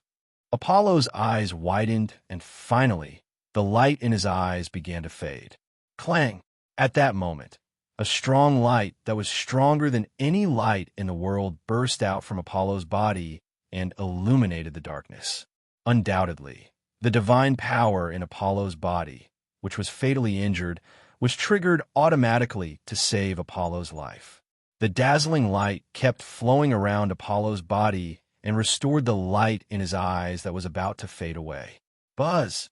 However, at that moment, the dark red spear that pierced through Apollo's heart suddenly trembled and released a red light that was even brighter than the light that burst out from Apollo's body. Under this dazzling red light, the light flowing around Apollo's body trembled violently and was actually dispelled. The red light that blossomed from the dark red spear also poured into Apollo's body and attacked Apollo's body that had recovered the identity of a god and even the life in this body. Apollo finally let out an uncontrollable scream. Do you think that I'm just going to send you back to heaven? Noah was indifferent and even smiled indifferently. Unfortunately, you're wrong. I want you to completely disappear from any corner of this world. After saying that, Noah poured the magic in his body into the dark red spear in his hand like a flood. This spear had a name that was impossible for anyone not to know. Longinus spear. It was a spear that was clearly recorded in the Bible that pierced through the Son of God, named Jesus. Because of this incident recorded in the Bible, this spear had the power to cause harm to God. Therefore, it was also known as the Spear of God. Through the hands of Gaia and Aleia, this spear fell into Noah's hands. The ability of this gun was similar to that of the Enkidu, which was also an armament used against the gods. The Heaven's Lock's ability was that the higher the target's divinity, the stronger it would become. The Longinus spear's ability was that the higher the target's divinity, the more damage it would cause. With Apollo's rank as a god, his divinity was high enough to instantly kill him. Thus, in the midst of Apollo's mournful screams, he who was tightly bound by the silver chains was suddenly swallowed by the red light and turned into a burst of light particles, gradually disappearing. Apollo dead. Perhaps, until the end, Apollo would never believe that in this game called the Lower Realm, he would actually lose his life. However, this world doesn't have Pandora's great curse, so it's impossible for the person who killed God to obtain God's authority. Leaving this sentence, Noah was just about to turn around and leave when a burst of brilliant white light suddenly appeared in front of his eyes from where Apollo turned into light particles and disappeared. Seeing this, Noah's footsteps stopped as he was stunned. It can't be. Chapter 905. Clang. In the space where the existence called God was annihilated in the long river of history and turned into a burst of light particles and dissipated, an incomplete feather that was flowing with extremely pure white light slowly floated down and suspended in the space in front of Noah. Looking at the incomplete holy feather, Noah was completely stunned. He even stretched out his hand towards the incomplete feather with some uncertainty. The next moment, the incomplete feather that only Noah could see was like a bird returning to its nest. With a tremor, it floated without hesitation towards Noah's outstretched hand and gently fell into Noah's palm. Feeling the weightless but extremely familiar touch, Noah's somewhat disbelieving expression gradually turned into a wry smile, and finally, it turned into a dumbfounded expression. So that's how it is. This kind of thing can also happen. Noah really didn't expect that he would actually find the lost world fragment in this world under such circumstances. Originally, Noah planned to temporarily train the ability value he got from Hestia, and after confirming how much help the world fragment brought to him, he would think of a way to find the world fragment. Who would have thought that, in order to get rid of a perverted god who was obviously a male but had designs on her, she had accidentally caused the world fragment to appear. As mentioned before, the world fragment existed in various forms. Sometimes it was lodging in an object, Sometimes it was lost in a certain corner. Sometimes it was a substantial existence that was picked up by someone. Sometimes it needed to meet a certain condition to appear. In the world of the Dark Bullet, Noah saw the world fragment because he saw hope and miracle in that world that was facing despair. This time, it was just the same thing happening once again. The difference was that this time, the condition for the world fragment to appear was not to see hope and despair, but to destroy the god who was enjoying the world as a game. If Apollo didn't find Noah and used all kinds of despicable means to challenge Noah's bottom line and arouse Noah's killing intent, then perhaps Noah would never be able to find the world fragment in this world. After all, Noah wouldn't suddenly kill a god for no reason, right? Should I say that fate is playing tricks on me? Or is it fate playing tricks on me? After retrieving the world fragment that he accidentally found, Noah looked at the gradually disappearing light particles and smiled slightly. You should feel proud. In the end, your meaningless life made a world be reborn. After saying that, Noah looked around. Looking at the remaining scourges of Apollo's family on the ground and Jacinto's, who was nailed to the city wall by a spear, he waved his hand, and golden ripples appeared on the corpses one by one. Immediately, from each golden ripple, a bottle filled with an unknown liquid appeared and smashed on the corpses. Bang, bang, bang, bang. The bottles exploded one by one, and the liquid inside directly drenched the corpses. Bang! Then, a burst of scorching flames suddenly burned from the corpses and covered them all. In this way, including the god, the entire Apollo's family disappeared without a trace. Noah looked at the dark moonlight, turned around, and walked into Orly's house. Cheers! In the base camp of Hestia's family, Noah, Hestia, and Baal were all holding a drink in their hands, and with a crisp ding sound, they clinked their drinks with each other. At this moment, on the table in front of the three of them, there were plates of hot dishes piled up, and some of them could only be stacked on top of each other. It was obvious that Noah, Hestia, and Baal were holding a small celebration party. It had been several days since the end of the war game. Because they had been busy receiving the property left behind by Apollo's family, Noah and the others hadn't been able to hold a celebration party. Today, when Hestia came back, she immediately said that the property of Apollo's family had been received, and even the base camp of Apollo's family had been sold for money, so they could hold a celebration party. Upon closer inspection, one could see that in the corner of the hall, there were sacks the size of sacks. Of course, those sacks weren't filled with rice, but with golden coins. Those were all brought back by Hestia after she had converted the property of Apollo's family into money. Noah still remembered that Baal's eyes almost popped out of their sockets when he saw those sacks filled with dazzling gold coins. It was really hilarious. But is this okay? Noah, who had finished his drink, looked at Hestia and asked, "Forget about the other things, but the base camp of Apollo's family is said to be very grand. Why did you sell it? Don't you want to live in a grand house?" It must be known that Apollo's family was the backbone of the forces in Orly. There were 110 combatants who participated in the war game alone.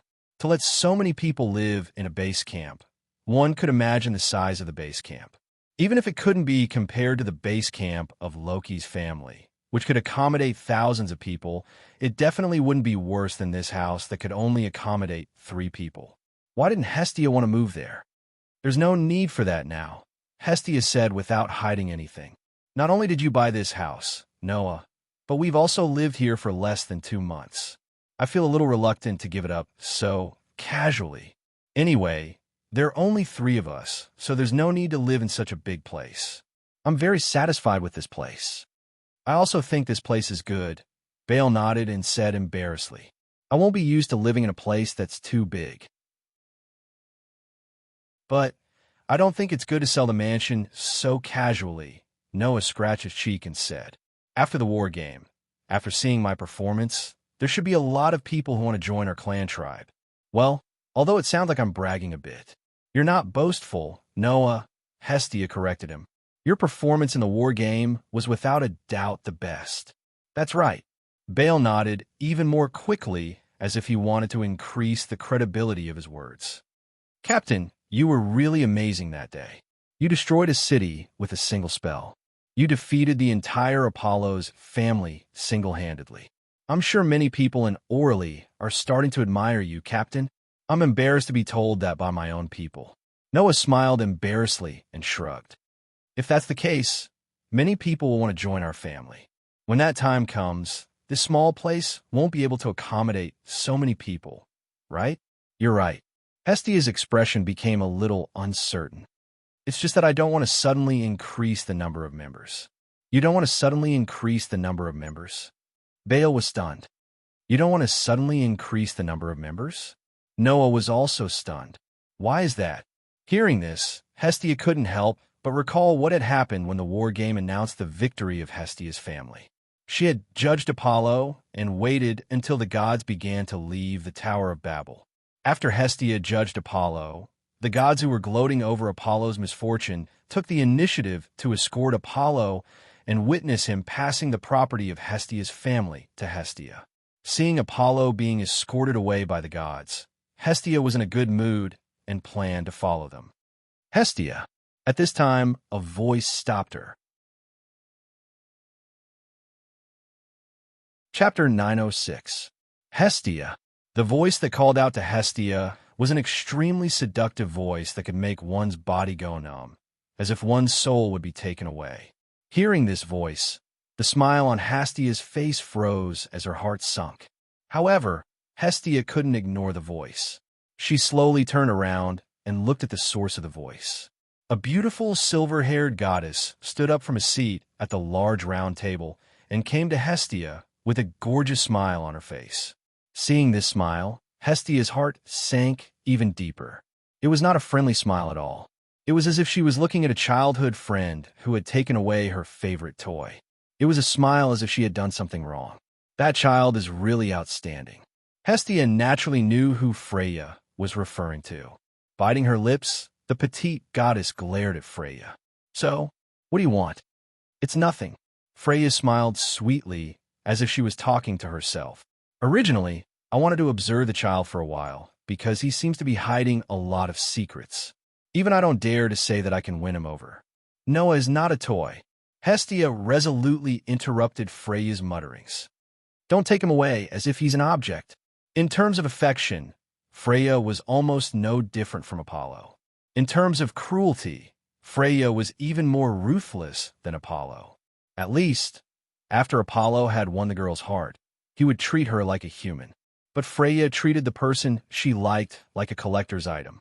Anyone who was a goddess would know that Freya had a hobby of collecting children from the lower realm, especially those who had outstanding souls. Freya was like a drug addict who was chasing after drugs. It could only be described as crazy. In the past, before Freya descended to the lower realm, she had collected the souls of those who were called heroes by the people of the lower realm. She hid them in her palace more than once. After loving them for a while, she lost interest in them and kept them in her palace. She did not allow them to reincarnate. Those who had made great contributions to the people of the lower realm were given the cruelest ending. That was why Freya knew. If Noah fell into Freya's hands, he would not have a good ending. As if she had seen through Hestia's thoughts, Freya smiled. Her smile was quite creepy. "I'm sorry, Hestia. This time, you really misunderstood me." "Misunderstood?" Hestia raised her eyebrows. "What do you mean? You think I'll treat that child as a collector's item, right?" The smile on Freya's face became more and more creepy. In the end, it could even be described as crazy. "But you're wrong, Hestia. You don't have the same eyes as me. You don't know what that child means to me." As she said this, Freya raised her head. It was as if she could see Noah's face from the ceiling. Her pretty face became infatuated with him. That child's brilliance is too dazzling. No matter who it is, whether it's in the past or in the future, I'm sure that no one can match that child's brilliance. No, it should be said that no one can match that child's brilliance. I'm infatuated with him. This kind of infatuation is not on the same level as the other children I used to treat. Freya's tone was full of extreme love. Think about it, Hestia. If you live in a desert and only get a drop of water every day, You cherish the water so much that you don't even want to drink it and can only store it away. But one day, the sea suddenly appears in front of you. That feeling is that you feel. Now, that's how I feel. Freya met Hestia's gaze with a burning gaze. If the children I got before were only drops of water, then that child is a vast sea. And there can't be two oceans at the same time in the world. So, that child, I must have him. Freya uttered those words with a determination that Hestia had never heard before. Today, I know that this child is actually hiding even more brilliance. He will definitely release even more brilliance in the future. His future is limitless, and so is his potential. Freya sucked a finger in her mouth and let out a charming laugh. Hestia, I won't give him to you because you can't see that child's brilliance at all. You'd better be mentally prepared. Freya, who was shocked by Freya's burning gaze and love that was even hotter than the sun, bit her lips harder and harder, but she still said this sentence with great determination. I won't give Noah to you. Absolutely not. Is that so? Freya smiled leisurely. In other words, you going to play a war game with me? Freya's words made Hestia's heart tremble slightly. A war game? With only 2 members of clan, she was going to challenge one of Eulalie's strongest clans? And it was a clan that not only had Eulalie's only LV7, but also had close to 10 level 1 adventurers? This was no longer something that could be described as madness and suicide. But Hestia still spoke her mind without hesitation. If you want, then I don't mind accepting. The unexpected answer made Freya raise an eyebrow and look at Hestia meaningfully. Is that child that important to you? Of course. Hestia looked straight at Freya. He's the only one who didn't mind when I was at my lowest. He's my most important family member. Family member? Freya's eyes widened slightly, and then she seemed to be amused. She bent down, put her mouth close to Hestia's ear, and whispered seductive words. No, Hestia, if that's all you have for that child, it's nothing compared to my love for him. If we compare our love for that child, I won't lose to you. Hestia did not move at all. She ignored Freya, who had put her mouth close to her ear and was very close to her. She continued to stare straight ahead as she spoke. How can a fickle god like you have so much love for Noah? Is that so? Freya's smile did not fade, and then she said something that shocked Hestia. Then let me tell you, if that child can hold me in his arms, then I won't be interested in any other man in my life, including the children I had before. This is my love for him. What? Hestia finally took a step back and looked at Freya in shock. Freya's affectionate nature could no longer be described by her personality, but by her own divinity and divinity.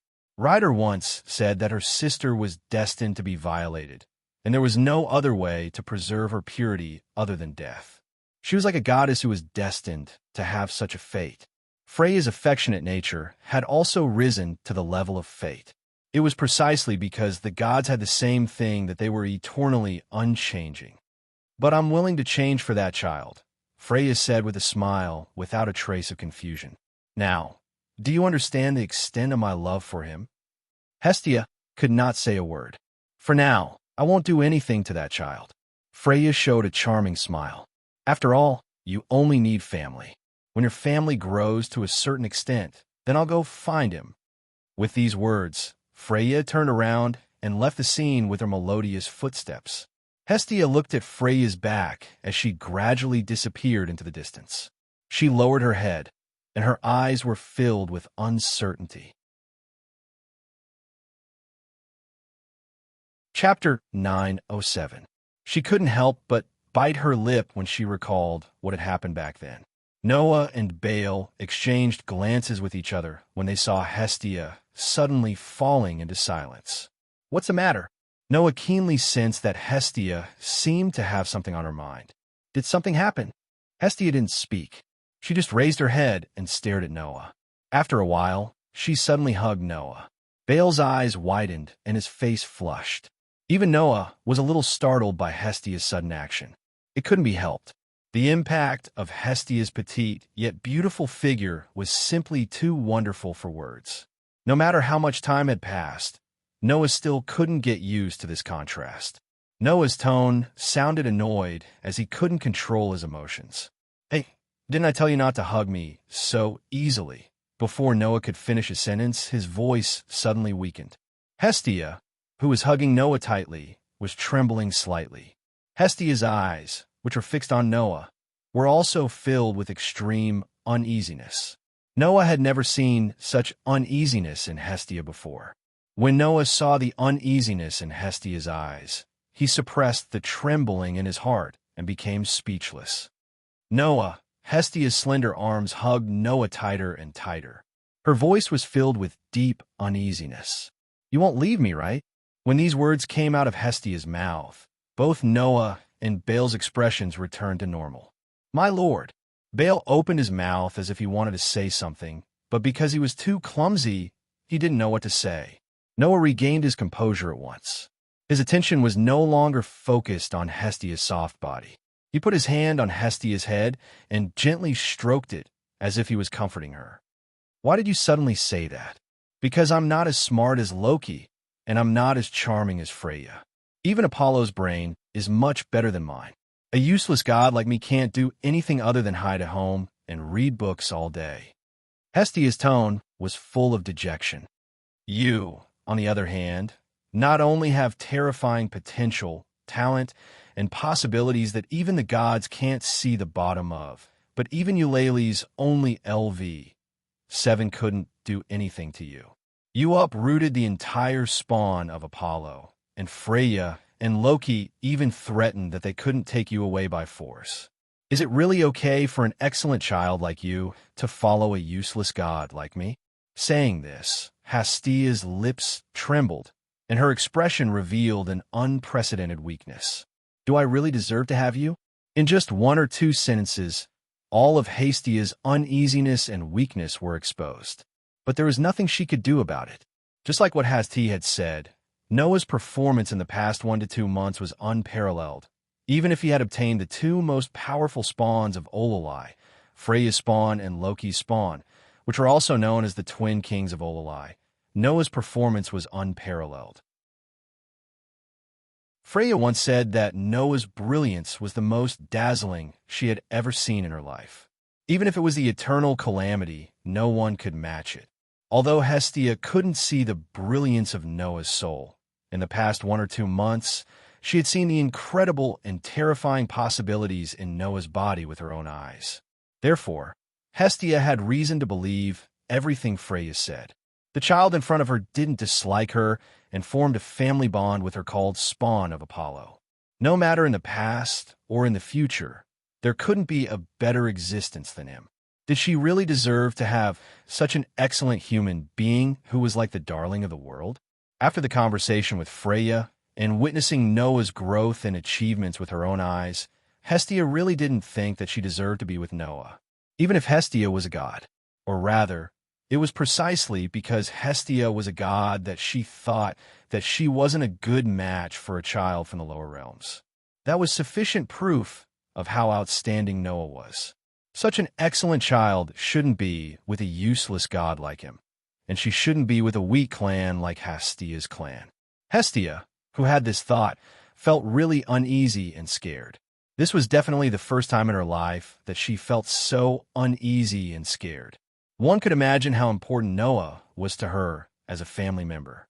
Sensing the uneasiness and fear in Hestia's heart, Noah was silent for a long time. After a long time, he sighed. Don't you want me to stay in this spawn of Apollo? How is that possible? Hestia couldn't help but raise her voice and refute. I'm glad that I met you in the bookstore at that time. This was the truth of Hestia's words. Hestia was really glad that she could meet Noah in the bookstore at that time. After all, at that time, Hestia basically had nothing and even relied on Hephaestus to maintain her basic necessities. She was poor and didn't even have the ability to feed herself a full meal, let alone a place to live. Apart from ordinary peasant children like Baal who came from the countryside and was rejected by any spawn of Apollo, basically no one would be willing to join such a spawn of Apollo, let alone a child with great potential. However, Noah, who was more excellent than anyone else in this world, chose to join Hestia's spawn of Apollo without the slightest disdain, so that Hestia wouldn't end up being kicked out of the house by Hephaestus. Therefore, Hestia really attached great importance to Noah. She attached great importance to Noah, and sometimes even couldn't help but rely on Noah. It was all because of that one chance encounter. However, the more she attached importance to Noah, the more she couldn't help but think this way. Was it really a good idea for such an excellent child like Noah to follow a useless god like her? She didn't know that the strength of the over-god and the size of their forces were not factors that could affect Noah's decision at all. Then, do you still remember what you said when you invited me to join your spawn of Apollo? Noah couldn't help but caress Hestia's head. You said that joining the spawn of Apollo wasn't to become a pawn of Apollo, but to become a family member, right? Hearing Noah's gentle voice, Hestia nodded subconsciously. That's what attracted me, Noah said with a smile. To me, family is a very special existence. A special existence. Hestia murmured. That's right, Noah said with some nostalgia. Because I was picked up by a very kind old man in the wild, and that's how I became a family member. Picked it up? Hestia was startled and said with uncertainty. So you... Yes, Noah said with a wry smile. I was originally an orphan, right? Hestia fell silent. Like you, I also feel that it was a very fortunate thing to be able to meet my grandfather at that time. Otherwise, I really don't know what would have become of me, Noah said and patted Hestia's head. So, perhaps you're not a smart god, or perhaps a useless god, but you are a gentle god. It was your desire to have a family that attracted me, so I chose to join your spawn of Apollo. I don't care about anything else. After saying that, Noah put his mouth close to Hestia's ear and said in a teasing tone, Also, you are not a god without charm. There are many times when I almost couldn't control myself when you hugged me. Hestia blushed, but she kept looking at Noah's eyes and showed a beautiful smile. She buried her head in Noah's arms and closed her eyes. The strong uneasiness in her heart disappeared and was replaced by warmth. The warmth melted Hestia's heart. Chapter 908. Noah Doriel v. 2 Power, SSS 1307, SSS 2000 Durability, SSS 1310, SSS 2000 Dexterity, SSS 1308, SSS 2000 Dexterity, SSS 1318, SSS 2000 Magic, SSS 1300, SSS 2000 Mystery, IH Magic, Skill Frowny Face Protection from the World Permanent Skill, equal to Luck. Events that were directly related to luck would eventually lead to the most favorable outcome. The next day, Hasti updated Noah's ability value. Looking at the ridiculous increase in Noah's ability value, even though she was already numb to Noah's growth, she still could not help but twitch her face. Silently pressing the updated sacred text and the blue light that bloomed from the engraving on Noah's back, Hestia turned around and sat at the end of the bed. She crossed her arms and fell in a deep thought. Noah, who sensed that the ability value had been updated, turned his head and saw Hestia's face. He couldn't help but feel strange. What's wrong this time? It's nothing, Hestia replied half-heartedly. I'm just thinking about what you did during the war game. What did I do? Noah blinked. Is that important? I think if someone can grow up in the same way as you, what did you do during the war game will definitely become a piece of information that everyone in the world would treasure. Hestia's tone was quite strange. After all, the speed of growth is so fast that it's a bit strange. Noah was almost confused by Hestia's reaction and could only helplessly say, Don't worry. He could only say helplessly, Don't keep me in suspense. Is there something wrong with my ability value? There is definitely a problem, but it's not a bad problem. Hestia sighed, turned around, and faced Noah. Although I don't know what else you did during the war game other than defeating Apollo's minions, your experience value seems to have accumulated a lot. You even accumulated a lot of great achievements. Accumulated a lot of great achievements? Noah's heart skipped a beat, and his eyes lit up. You mean, the proficiency of basic abilities has increased by about 3,500, and it has reached the peak. Even the development ability has increased to H level. Hestia smiled bitterly. Just like the last time, the basic ability at the top has become your cornerstone. In addition, you have accumulated enough achievements. You can already upgrade to the next level, which is LV3. Can I really level up? Although Noah already had some guesses, he was still a little surprised when he heard Hestia's confirmation. But why did the proficiency of basic abilities increase so much? What's more, it's enough to level up. I also want to know the answer to this question. Hestia asked. Undoubtedly, you just updated your ability value before the wargame began. After the wargame ended, your proficiency suddenly increased so much, and you even accumulated a lot of great achievements. What did you do in the past few days? What did I do? Noah frowned, and then suddenly raised his eyebrows. Could it be that the slaying of Apollo had led to this level of improvement? After all, the amount of experience points and great achievements that could be accumulated from killing a god was definitely not small. Although this god was a little too easy to kill, that's right. However, that was probably because Apollo had really died. That was why he had accumulated so much EXP and great achievements, right? If Apollo was only fatally injured because of Noah and activated his divine power and was sent back to the heavens, then he probably wouldn't have accumulated experience value and great achievements. Perhaps, at that time, if he could fight and kill Apollo when he used his divine power, the experience points and great achievements would be the most terrifying, right? Thinking of this, Noah couldn't help but smile bitterly and looked at Hestia. In other words, it's time to choose a new ability again. Well, it's so cunning to change the topic. Hestia pouted, but she didn't continue to ask. After yesterday's heartfelt conversation, Hestia's feelings for Noah had risen by more than one level. If it was before, Hestia only chose to believe in Noah. Then now, she believed in Noah from the bottom of her heart. This time, you can choose two abilities to develop, Hestia said directly. One is magic conduction, and the other is magic defense. Magic conduction and magic defense? Noah was puzzled. Could it be that they are all related to magic? That's right, Hestia explained. The first development ability is the ability of magic conduction. I should have told you last time that it can enhance the power of magic, expand the range of effect, increase the efficiency of mental power, magic power, and other magical benefits when using magic. Only people who have a good grasp of magic can learn this ability. Noah nodded. Indeed, when Noah was upgraded to LV2, magic conduction appeared in the development ability option. At that time, Hestia explained the effect of this ability to Noah. As for magic resistance, it's a new ability that will only appear when you gain experience points that can effectively defend against magic or reduce magic damage, Hestia said as she raised a finger. When you get this ability, it will increase your resistance to magic. No matter what kind of magic attack you receive, the effect and damage will be reduced. I see, Noah whispered softly.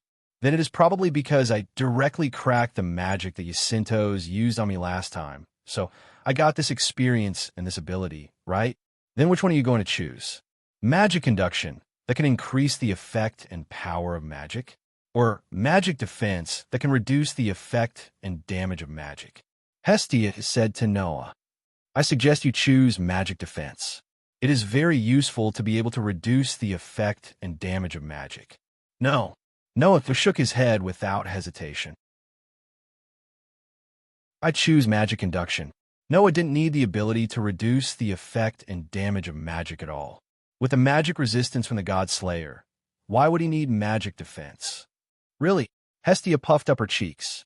Well, since it is Noah's choice, then you should have your own considerations. I will help you level up. Noah nodded. Noah Doria LV. 3 Strength. SSS 2000. SSS 1761. Durability. SSS 2000. SSS 1775. Dexterity. SSS 2000. SSS 1763. Dexterity. SSS 2000. SSS 1778. Magic. SSS 2000. SSS 1750. Mystery. H. Magic Conduction. I Magic. Skills: frowny face protection from the world, permanent skills. Equal to luck. Events that are directly related to luck will eventually lead to the most favorable result. I'm more and more curious about what you did. Looking at Noah's upgraded ability, Hestia's face twitched again. After leveling up, all abilities are upgraded to SSS stage? There should be a limit, right? Noah could only laugh dryly. Hestia suddenly smiled and hugged Noah affectionately, as if she had changed her expression. Hey, what are you going to do today? After yesterday's conversation, Hestia became more and more unguarded with Noah. She would even hug Noah whenever she was free, making Noah suffer many times. I plan to go to the dungeon today. Is that so? Hestia pouted in disappointment. I really hope you can take some time to accompany me. Noah smiled wryly and patted Hestia's head, making her comfortable. As a matter of fact, Noah didn't hate being hugged by the soft and fluffy Hestia. Chapter 909. Ever since he was easily kidnapped by Apollo's minions and used to threaten Noah, Baal seemed to have become more determined than before. He had also become a lot stronger. Baal didn't intend to let Noah protect him like a bodyguard and send him into the dungeon safely. Instead, he decided to explore the dungeon alone. Although Baal wanted Noah to teach him some combat skills, it would waste Noah's time. Instead of protecting Baal, it would be better for Noah to use the time to improve himself instead of taking care of a newbie adventurer like Baal. That was Baal's idea. Of course, Noah did not have any objections. After all, Baal's combat skills were already in their embryonic form. What he needed to do next was to test it out and improve it until it became his own. Therefore, it was better for Baal to figure it out himself, rather than letting Noah, who had never used daggers or short swords in combat, teach him. Noah would only teach him close combat skills. Baal would have to figure out how to use short swords in combat by himself. Early in the morning, Baal went out energetically, leaving Noah alone. He asked Hestia to help him upgrade his ability points. By the way, ever since Baal joined Hestia's minions, Hestia did not bring Noah into her room to upgrade his ability points. Instead, she helped Noah and Baal to upgrade their ability points in the hall. However, after yesterday's conversation, Hestia, who had completely calmed down, pulled Noah into her room to upgrade his ability points. According to Hestia, it was Noah's privilege to upgrade his ability points. As usual, Baal upgraded his ability points in the hall. Since Baal had gone out, Noah naturally went to the dungeon alone. When Noah arrived at the central square where the Tower of Babel was located, the surrounding crowd suddenly became restless. Look, that man. Is that the tyrant? The tyrant who could compete with the only LV7 in Eulalia and easily defeated all the minions of Apollo alone? I heard that it was only about 2 months ago that he received the favor. Bullshit, right? Of course it's bullshit. He just received the favor 2 months ago. 2 months later, he's already on par with LV7. And he even single-handedly defeated one of Eulalia's core clans? Not only that, I heard that his level is only LV2. Bullshit. Most likely bullshit. Is it from those gods who think it's not lively enough? Only they would spout nonsense about this kind of thing out of boredom. Yeah. Listening to the whispers coming from all directions, Noah remained calm on the surface, but he was more or less worried in his heart. Tyrant. This was a title.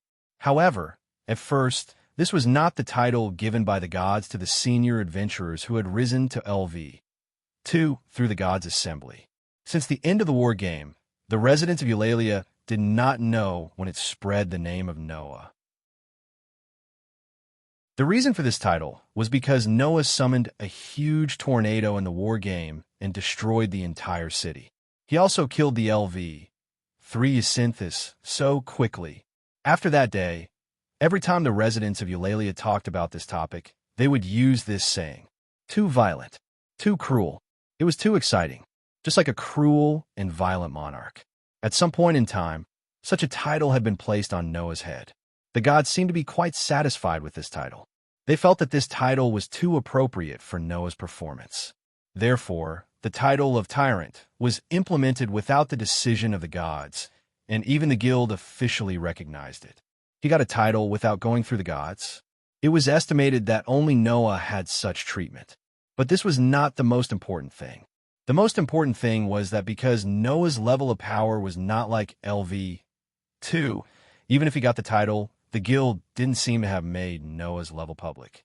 Presumably, the guild was worried that once Noah's level was made public, and the adventurers in Eulalia knew that a LV2 could challenge LV7 and defeat an entire clan of the Backbone, it would cause those adventurers to doubt their ability, value, and strength. Right? In addition, Noah's leveling speed was so incredible that the guild decided to temporarily keep the opinion of making Noah's level and other growth records public. Therefore, outsiders basically didn't know what Noah's specific level was. And if the guild knew that Noah had leveled up again today and only spent 2 months to level up to LV3, wouldn't it be chaotic again? Noah secretly smiled bitterly in his heart, but he still looked calm on the surface. Under the awe and curiosity of the surrounding adventurers, he stepped into the gate of the Tower of Babel and entered the underground city. On the 17th floor of the underground city, amidst the roars that caused the air to tremble slightly, a large group of red-eyed minotaurs holding stone axes stomped their heavy footsteps that reverberated throughout the entire underground passage and charged toward Noah like a ferocious beast. Buzz, buzz, buzz, buzz. However, almost at the same time, golden ripples fluctuated from the space behind Noah. They rubbed against the space itself, and various treasures such as sabers, swords, spears, halberds, and so on were ejected. They shot out like arrows leaving their bows. Puff, puff, puff, puff, puff. Like lasers, the treasures easily penetrated the muscles of the minotaurs, which were difficult to be cut by level 3 weapons. These LV2 monsters of the underground city were buried in the dim passage one by one, dying an unnatural death. For these monsters that were only LV2, Noah was already a little disdainful. If they were on the 37th floor, Noah would inevitably want to use these powerful monsters to train his basic abilities. However, the monsters on the middle floor were slightly weaker. After nearly 2 months of training in the underground city, Noah had already discovered that the more powerful the monsters were, not only would he obtain more experience points from killing the monsters, but he would also obtain more proficiency points when he trained his basic abilities compared to low-level monsters. Therefore, when facing LV2 monsters, Noah did not intend to waste time on training his basic abilities. Instead, he killed them directly to gain experience points. For Noah, who was only at LV3, the experience points of LV2 monsters were still worth it. Therefore, Noah did not ignore them. As for the numerous magic stones and dropped items from the monsters, they would be considered as Noah's items and would be recovered by the Gate of Babylon. It was precisely because of this that Noah did not waste any extra time and focused on his goal. Not long after, Noah arrived at the entrance to the 18th floor. The tall cavern was as crystal clear as before, as if it had been sealed in ice. It looked quite attractive. Noah did not hesitate to step into the vast cave. Crack! Almost at the same time, on one of the walls of the cavern, a clear cracking sound could be heard. Noah stopped in his tracks, turned his head, and looked at the wall. Crack, crack, crack, crack. He saw that the mirror-like, smooth, huge wall constantly made cracking sounds, spreading cracks until a certain moment, it exploded. Bang! Accompanied by a loud noise, a pitch-black giant broke free from the cracked wall and fell to the ground. Woo, woo, woo, woo, woo. A roar like crying sounded from the pitch-black giant's mouth. Goliath? Noah was a little surprised. It's time to be born. Ignoring Noah's surprise, the huge monster with only the desire to destroy roared and charged towards Noah. Noah smiled slightly. Well, it's a good opportunity to experiment a little. Chapter 9-10. The birth of the floor master required a certain interval of time, and the floor master of the 17th floor was a very special floor master. The room where the floor master was located happened to block the entrance to the 18th floor. Originally, this could also be regarded as a test and boundary to the 18th floor. But there was a town on the 18th floor, and it was a town that was particularly good at extorting adventurers. In order to get more guests and earn more money, the floor master blocking the entrance to the 18th floor was a bit of an eyesore. Therefore, once the floor master of the 17th floor, Goliath, was not defeated for a long time, the adventurers in the town on the 18th floor would form their own team and annihilate Goliath. Because of this, it was not a simple thing to meet Goliath. At least, Noah had never met Goliath except for the time when he came with Loki's family. Now, the appearance of Goliath just allowed Noah to test a new discovery of his power. Woo woo woo woo woo. Accompanied by a roar like crying, the pitch-black giant rushed in the direction of Noah like a heavy mountain under the shaking of the earth. However, Noah ignored Goliath, who was charging at him in a violent manner. Instead, he closed his eyes and immersed his consciousness into his body. In the depths of Noah's body, a dark hole like a black hole slowly rotated, constantly absorbing the newly generated magic power from Noah's body and storing it inside. That was Noah's magic power source. After this period of storage, the magic power stored in this magic power source was equivalent to nearly 1,000 times that of Noah before he got the magic power source.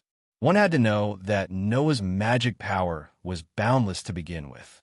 Under such circumstances, it increased nearly 1,000 times. This level of magic power could only be described as terrifying. If he continued to accumulate like this, Noah would get endless magic power sooner or later. Even now, it was more or less possible to call infinite. Looking at the magic power source in his body that stored a terrifying amount of magic power, Noah's mind moved. Buzz! Suddenly, the pitch-black, hole-like mana source trembled violently, and the astonishing amount of mana stored within suddenly transformed into another kind of power at an even more astonishing rate. When Noah received Hestia's favor, the god's blood that Hestia had dripped into Noah's body had secreted a trace of power, which was then absorbed by the mana source. Noah's mana source seemed to have the ability to absorb the foreign energy that entered his body, remember it, and convert the stored mana into that power at will.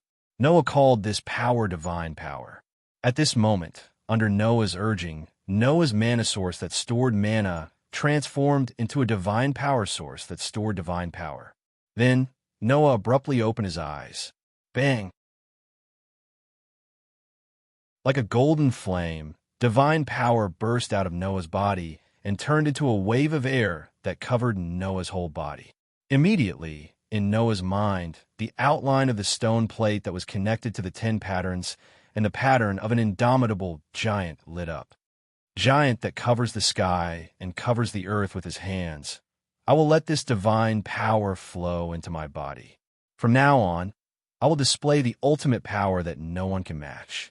When the giant incarnation's spirit of speech fluctuated in the whole cavern, the flame-like wave of air on Noah's body suddenly expanded and soared into the sky. In the midst of that soaring aura, a mirage-like giant rose from Noah's body and instantly increased several times. That giant's whole body was golden, and its height was at least 20 meters. It directly reached the ceiling of the cavern, but there was only its upper body and no part below its waist. The roar of the pitch-black giant that was charging towards Noah's direction came to an abrupt stop, and even stopped its charging figure. Its pitch-black eyes widened like those of a demon, as if the scene in front of it caused its not-so-good brain to malfunction, and it froze on the spot. Who? At this moment, only its upper body, which was somewhat illusory like a mirage, but was several times larger than Goliath, suddenly swung its arm. Bang, bang, bang, bang. Immediately, wherever the giant golden arm passed, the entire space was twisted into a mess. Bursts of air explosions were like bombs that exploded one after another, causing the giant arm to carry a terrifying force as it landed on the body of the pitch-black giant. Dong! The fist fell, and the terrifying power that struck the pitch-black giant's body through the golden giant's arm actually directly exploded the pitch-black giant with a muffled sound. Even a magic stone and the dropped items were twisted into pieces. Pa pa pa pa pa. Along with it, The remaining power of the aftermath shook the ground of the cavern that seemed to be sealed in ice until it exploded inch by inch, stirring up gravel and dust that filled the entire cavern that was riddled with holes. In the next second, the illusory golden giant that maintained its posture of punching out like a mirage dissipated into the air as if it had completed its task. Only Noah was left. Looking at the hole that was riddled with holes, cracks, and pieces of Goliath's flesh and magic stone fragments in front of him, he was immediately dumbfounded. Undoubtedly, I didn't use much divine power. If converted to magic power, the divine power that Noah had just used was estimated to be the equivalent of a few shots from the magic cannon, right? However, the divine power equivalent to a few shots from the magic cannon actually allowed the giant incarnation to exert such a degree of power? As expected, Noah murmured. As expected, using divine power to use authority will increase the power by a lot. Ever since he had obtained divine power, Noah had studied the effects of this power. Then, Noah found that when he used divine power, his body would naturally have two reactions. One was that when the source of magic power was converted into a source of divine power, the sacred text on Noah's back would become very hot. The other was that when the source of magic power was converted into a source of divine power, the outline of Noah's authority that was connected to the 10 patterns on the stone plate would tremble. Putting the first reaction aside, the second reaction had already made Noah very concerned. However, at that time, Noah's authority had not yet reached the point where he could use it, so Noah did not immediately explore it. Today, after finally remembering this matter, Noah began the experiment. Everything in front of him was the result of the experiment, and this result made Noah somewhat overjoyed. Although I more or less guessed that using divine power to use authority would have some kind of effect, I didn't expect the effect to be so obvious. If he thought about it carefully, it was actually very easy to understand. Noah's authority was originally usurped from God. Although after being absorbed by Noah's tyrannical physique, this power had become Noah's personal possession, but its essence was still the power of God, and this had not changed. And divine power was also the power obtained from Hestia, a god. Then, using divine power to use authority was definitely more suitable than using magic power to use authority. Even if the gods of the two worlds are somewhat different in nature, if I use the divine power of this world to use authority, it should still be able to have a good effect. I originally thought so, but now it seems that divine power is more suitable to use the power of authority than I thought. Noah felt the massive amount of divine power flowing in the source of divine power in his body and felt a burst of joy in his heart. I don't know if in the future I can have a power that is more suitable for authority than divine power and make my authority even more powerful. Thinking so, Noah could not help but raise the corner of his mouth. The future is really worth looking forward to. These words had just come out of Noah's mouth when an accident happened. Rumble. All of a sudden, the ground began to shake without warning. Noah, who was not mentally prepared, almost staggered and fell to the ground. Fortunately, he reacted in time, stabilized his body, and cried out in surprise. What's going on? This question, in this floor where there was no one, naturally no one would answer Noah. However, the ground shook more and more violently. Chapter 9:11. Rumble. In just a few seconds, the ground shook so violently that the surrounding walls began to scatter dust, and some places even began to crack. Noah, who was kneeling on the ground with one knee, could only try his best to maintain stability. Feeling the ground shaking more and more violently, his heart was more or less bewildered. At this time, Noah could not help but think of something that everyone in this world knew. The underground city was alive. At this time, the underground city's shaking suddenly stopped as if it had stopped. Kacha! Such a sound rang from the ground in front of the wall that just collapsed and gave birth to Goliath. That was the sound of the ground suddenly cracking open a huge gully. Kacha kacha! In the next moment, with the cracked gully as the center, the ground began to protrude as if something was drilling inside, pushing away a large number of rocks and emerging from there. Seeing this scene, Noah's eyes focused, because Noah clearly saw it. In the protruding ground, in the small hill that was buried by rocks and soil, a pair of pitch-black eyes suddenly lit up. Rumble. The ground once again produced an extremely violent vibration, as if the entire 17th floor was trembling, constantly emitting wails. And in this process, in front of the protruding ground became higher and higher, and the rocks and soil that were pushed away also became more and more. When it reached the peak, it was like a collapsed snow mountain, crashing to the ground, setting off thick smoke and dust. Then, the huge monster that drilled out of the ground and was buried by rocks and soil finally revealed its entire body. Its entire body was pitch black like sewage. It had a human-like body outline. Its height was more than 10 meters. Its skin was even darker. Its devil-like eyes flashed with a ferocious scarlet light. That was the floor master named Goliath. However, the depth of its skin was even darker than Goliath's, and its body was almost 2 or 3 times larger, causing this huge alien to emit a terrifying aura. Woo woo woo woo woo woo. The roar that sounded like crying was like a substantial shockwave that exploded and shook the surroundings. Looking at this scene, Noah's face gradually darkened. It was impossible for him not to have doubts in his heart. Moreover, there were a lot of them. For example, why would a floor master, who was just killed and should have taken 1 or 2 months to be reborn, suddenly appear? For example, why was this Goliath so obviously different from the Goliath he usually met? However, that was something that needed to be considered later. That was because the ferocious pitch-black giant would not give Noah much time to consider. Lowering its head, the pitch-black giant's eyes suddenly shifted to Noah, who was kneeling on one knee on the ground. A ferocious glint flashed in its eyes as it slowly opened its mouth. Almost at the same time, Noah's outstanding senses gave him a warning. Without any hesitation, Noah was like a crouching cheetah. He spun around and shot up, dodging to the side. Boom! The pitch-black Goliath, who opened its mouth in the direction of Noah, suddenly made a sound like a cannonball. Immediately, a shock-wave that could not be seen by the naked eye was like a real cannonball. It burst out, cut through the air, and instantly fell in the position where Noah was previously. Boom! The ground that was hit by the impact cannonball that could not be captured by the naked eye exploded without any suspense, stirring up gravel and the aftermath of the energy that blew in all directions. Seeing this, Noah, who dodged, was speechless. Now I can be sure that it is definitely not an ordinary Goliath. After all, an ordinary Goliath would never release such a long-range attack.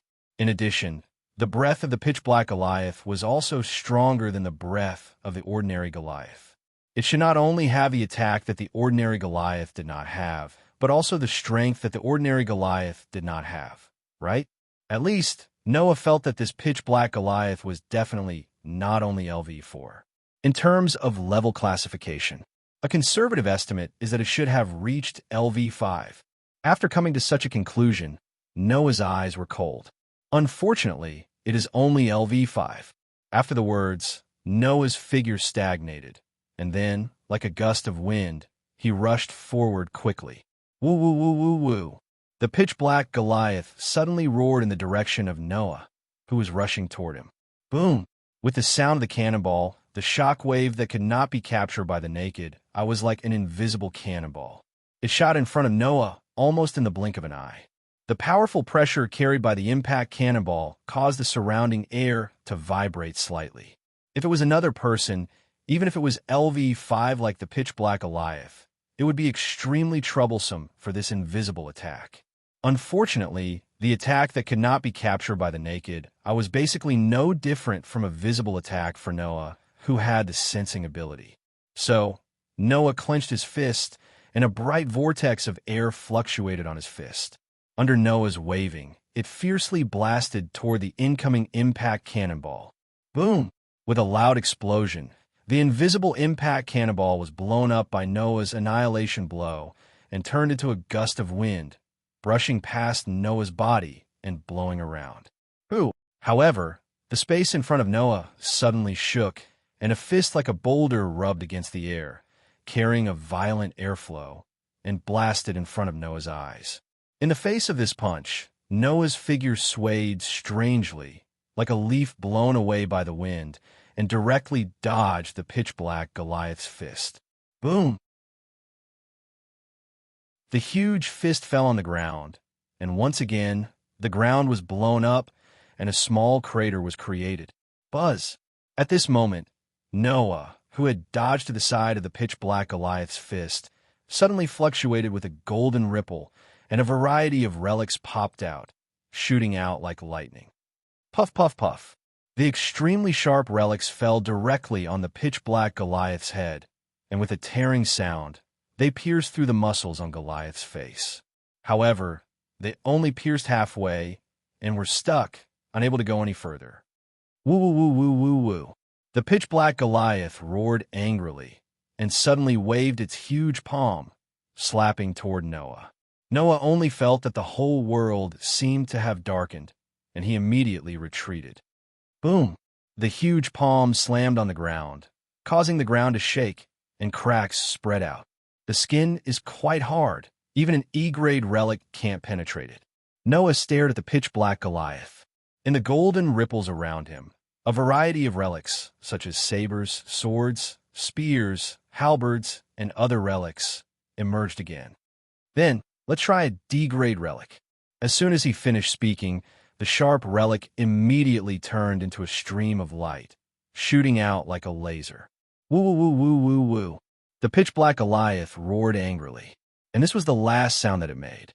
With a little arc trajectory, the relic shot up, and with the pitch-black Goliath's huge body, it was impossible for it to avoid. Puff, puff, puff, puff. Therefore, the D-grade relic rain fell on the pitch-black Goliath's body, piercing through its body, and the pitch-black Goliath's body was full of holes. The pitch-black Goliath suddenly froze on the spot. Boom! After a while, the body of the floor master, whose level was enough to be classified as LV5, turned into a burst of ashes all over the sky. It burst open and scattered around, leaving only a huge magic stone and a piece of curtain-like skin that disappeared. ALV5 Goliath? The golden ripples behind him began to shrink. Noah looked at the huge magic stone and the curtain-like skin, and he frowned deeply. What the hell is going on? After pondering for a while, Noah could not figure out the reason, and he could only helplessly shake his head. I'll ask Hestia when I go back.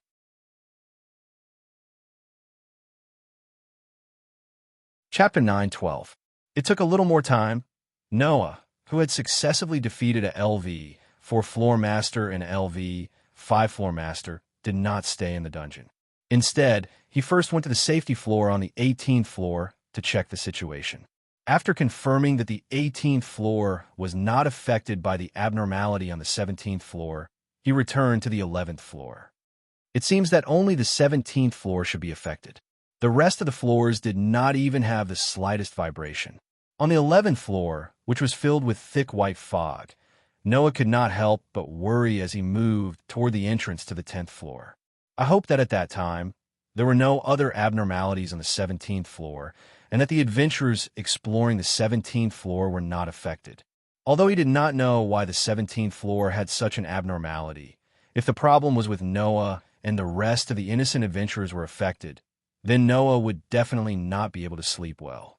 After all, the abnormality on the 17th floor only happened after Noah used his divine power and defeated the LV for Goliath in one blow.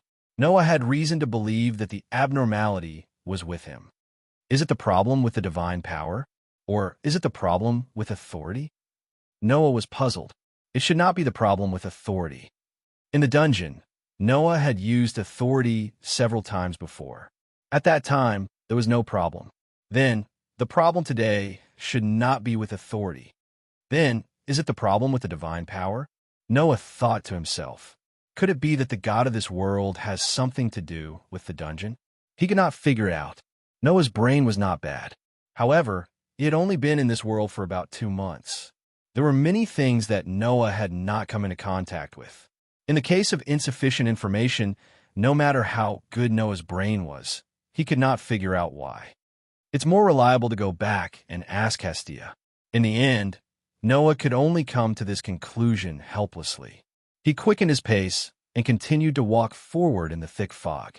Just like that, Noah paid attention to the other floors to see if there were any problems as he made his way to the ground.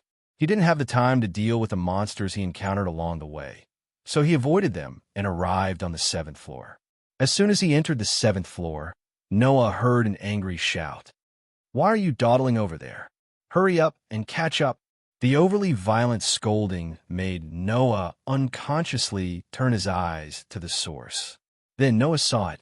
2 people were walking towards them from a passageway at the side. It was a combination of a man and a woman. The man was an adventurer who wore leather armor and had a large sword on his back. He had a fierce look in his eyes. The woman was carrying a backpack that was several times larger than her body. She was wearing a white robe and seemed to be a support. She was a very petite young girl. Noah could vaguely see a few strands of chestnut-colored hair under the hood of the petite young girl's white robe. At that moment, Noah raised his eyebrows and stopped in his tracks. Because there was still a certain distance between them, the male adventurer and the female support did not notice Noah. They were still walking towards Noah slowly. Of course, it was fine if they were just walking. What Noah was concerned about was what the male adventurer said. What a useless piece of trash. The male adventurer did not care about the feelings of the female support who lowered her head. He scolded her with a disdainful tone. "You are just a useless piece of trash who can only be a porter. If you can't even carry a backpack, what's the use of you?" Under the male adventurer's insults, the female support only lowered her head and did not say a word. Her behavior encouraged the male adventurer's arrogance. "If you continue to dawdle and cause me to be unable to earn a sum of money, you won't get a single cent today," the male adventurer sneered. "At least, when I'm surrounded by monsters, you could be the bait, support." Noah, who was watching the scene from afar, frowned. Noah knew that most adventurers had the ugly side of looking down on professional supporters. This was because professional supporters were those who did not have the ability to do other jobs. When there was no other way, they could only be pure porters. Adventurers would indeed look down on such people. Even though they knew that support was indispensable in the dungeon, most of the adventurers didn't have this kind of awareness. It was obvious that the scene in front of them was an arrogant adventurer bullying a professional support. Moreover, the so-called professional support was someone who more or less had some ties with Noah. Could it be that the child is still doing that kind of shady business? The more he thought about it, the deeper Noah's frown became. However, Noah would not be so nosy because of a person whom he had only met once. If it was only the child who was willing to degrade himself, then Noah was in no position to care so much. With that thought in mind, Noah stopped thinking too much and walked straight over. As he walked, the sound of footsteps could be heard. The male adventurer and the female supporter finally discovered Noah. Upon seeing Noah, the female supporter's expression changed abruptly. She hurriedly lowered her head and covered her face with the hood of her robe. The male adventurer widened his eyes and his body stiffened. After he came back to his senses, he hurriedly moved to the side to make way, and at the same time, he cursed at the female support in a low voice. "What are you doing? Hurry up and move aside. That's the tyrant. If you want to die, don't involve me." After the war game, there was no one in Eulalia who did not know Noah. Naturally, there was no one who did not know how terrifying Noah was. He could destroy a city with a wave of his hand. In an instant, he could defeat the entire backbone of the clan tribe. He could even compete with the only LV-7 in Eulalia. The gods were full of praise for this man. Even the main gods of Freya and Loki, who were known as the 2 kings of Eulalia, claimed that they wanted to recruit him. There was no doubt that Noah had become a popular person in the eyes of the gods and people of Eulalia. In addition, they had seen Noah's strength when facing the clan tribe of Apollo from the divine mirror. How could the LV, one low-level adventurer who could only mess around on the 7th floor, not have a heart of fear? Bullying the weak and fearing the strong. This was what the male adventurers showed. After being scolded by the male adventurer in such a low voice, the female supporter seemed to have remembered this matter and quickly hid to the side. She still lowered her head and did not dare to look at Noah. Noah naturally saw this scene. However, Noah did not say anything. He just turned a blind eye and walked past under the gaze of a man and a woman. Phew! Until Noah walked past, the male adventurer and the female supporter were relieved at the same time. Is that the highest level of adventurers in Eulalia? The male adventurer licked the corner of his mouth and raised an arrogant arc. One day, I will also become such an existence and let the people of Eulalia make way in front of me. Hearing the arrogant words of the male adventurer, the female supporter just looked at the male adventurer with a gaze like looking at an insect, then immediately turned her head and looked at Noah's back that gradually left. Her eyes were quite complicated. "Don't look," the male adventurer mocked. "No matter how much you look, you won't become such an existence, Miss Porter." The female supporter bit her lips, and a trace of self-mockery appeared in her eyes. "That's true. If I could become an existence like that person, how could I fall to this point?" In order to get out of this predicament, the female supporter raised her head and looked at the male adventurer. To be precise, it should be said that she was looking at the big sword on the back of the male adventurer. Because of the movement of raising her head, the hood of the robe slid down from the female supporter's head, revealing a head with chestnut-colored shoulder-length hair and a young face. If Baal was here, he would definitely notice it. This young girl was the one who had stolen Baal's level 3 weapon, Miss Supporter. Laluka Erda.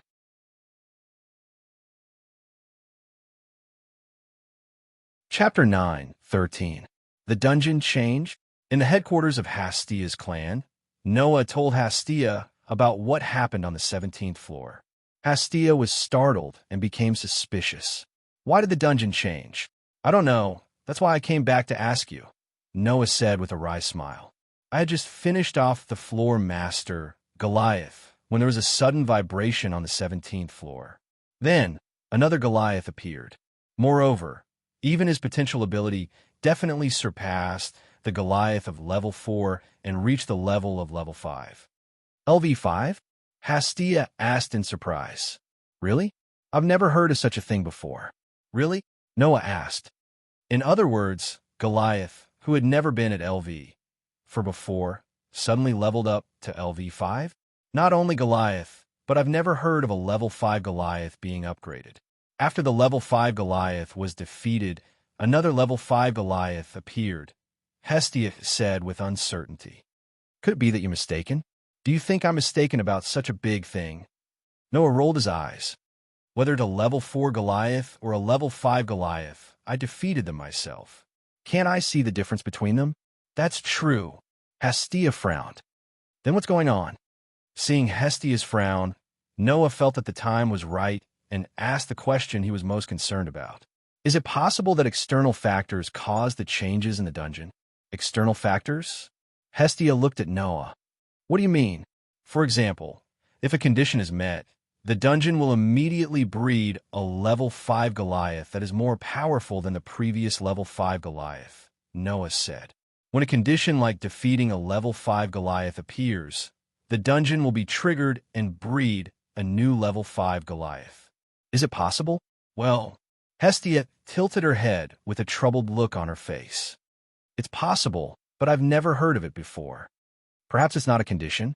Noah's eyes flashed. "It's also possible that there's a presence or power in the dungeon that shouldn't exist. For example, the divine power of your god." Hearing this, Hastia's expression froze. Her frown deepened. Finally, she lowered her head and muttered in a low voice. She lowered her head and said, "In that case, it's possible." "Is it possible?"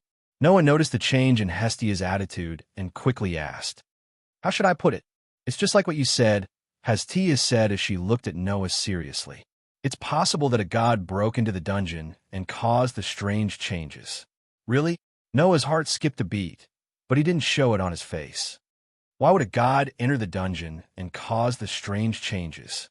"Because the dungeon won't allow us gods to enter." Hestia sighed. "Perhaps you don't know, but the guild is prohibiting gods from entering the dungeon." "Prohibiting gods from entering the dungeon." Noah frowned. Why? Didn't I tell you? The dungeon will not allow us gods to enter. Hestia said earnestly. It's like a repulsion reaction.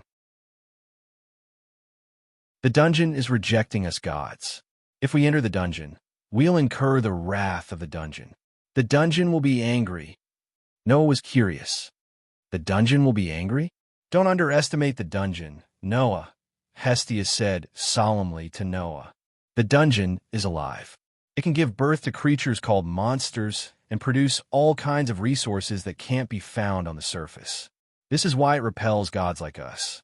If gods like us enter the dungeon and incur its wrath, what's so strange about that? That means the dungeon isn't only alive, but it also has consciousness. Noah was taken aback. It can't be, right? Should I say it has consciousness? Or is it an instinct of the dungeon? Hestia looked conflicted as she didn't know how to explain to Noah.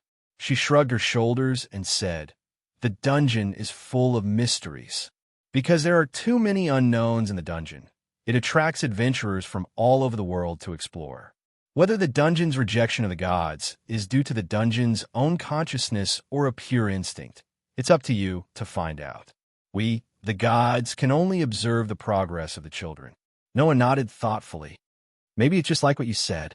Some stupid god broke into the dungeon and was discovered by the dungeon. That's why this happened, right? Hestia waved her hand nonchalantly, but then she became angry again. Fortunately, my Noah is powerful enough. A level 5 floor owner is nothing. If my Noah was injured, I'd kill the idiot who broke into the dungeon. Hearing Hestia's indignant words, Noah could only let out a hollow laugh. If the mutation was caused by the dungeon's rejection of the dungeon, then it was probably caused by Noah, not the idiot god. Perhaps because Noah used his divine power in the dungeon mistook Noah for the god of this world. That was why the mutation occurred, and the level 5 Goliath was created. It seemed that he had to think carefully before using his divine power in the dungeon.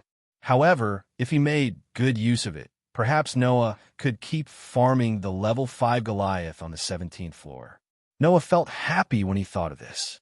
At this moment, Hestia's eyes rolled, and she suddenly pounced on Noah, hugged him, and said expectantly, Noah, since you came out of the dungeon, why don't you go on a date with me? Noah didn't know whether to laugh or cry. Noah only found out recently. The goddess named Hestia was actually quite possessive. In order to make Noah happy, Hestia worked very hard. After getting rid of Hestia's entanglement, Noah walked out of the base camp of Hestia's clan to her dissatisfaction. Although Hestia was a goddess, she looked like a 14 or 15-year-old child if you didn't look at a particularly prominent part. If he went on a date with such a goddess, those gods who wanted to see the world in chaos would be very happy to publicize some things. For example, Noah had some special hobbies. In that case, Noah would really be too ashamed to show his face. Therefore, although it would make Hestia unhappy, Noah felt that it was better to have fun at home and not go out to show off. In short, Noah didn't hate going on a date with Hestia. Thinking of the goddess's resentment, Noah couldn't help but laugh. When I go back, I'll bring some gifts for Hestia. Muttering to himself, Noah turned into a side alley. This time, Noah didn't plan to go to the dungeon. He wanted to find a place to fill his stomach. Hestia didn't seem to expect Noah to come back so quickly, so she didn't buy Noah's lunch. Noah had to find his own food. Let's go to the rich mistress. After saying that, Noah was just about to take a shortcut when he heard some flustered footsteps from the depths of an alley next to him. No, it wasn't one, but two. Moreover, the two footsteps were getting closer to Noah. Noah curiously turned into the alley where the footsteps were coming from. Then, the figure of a petite girl who was running while hugging a heavy sword entered Noah's eyes. Seeing the petite girl, Noah couldn't help but be stunned for a moment. How could there be such a coincidence?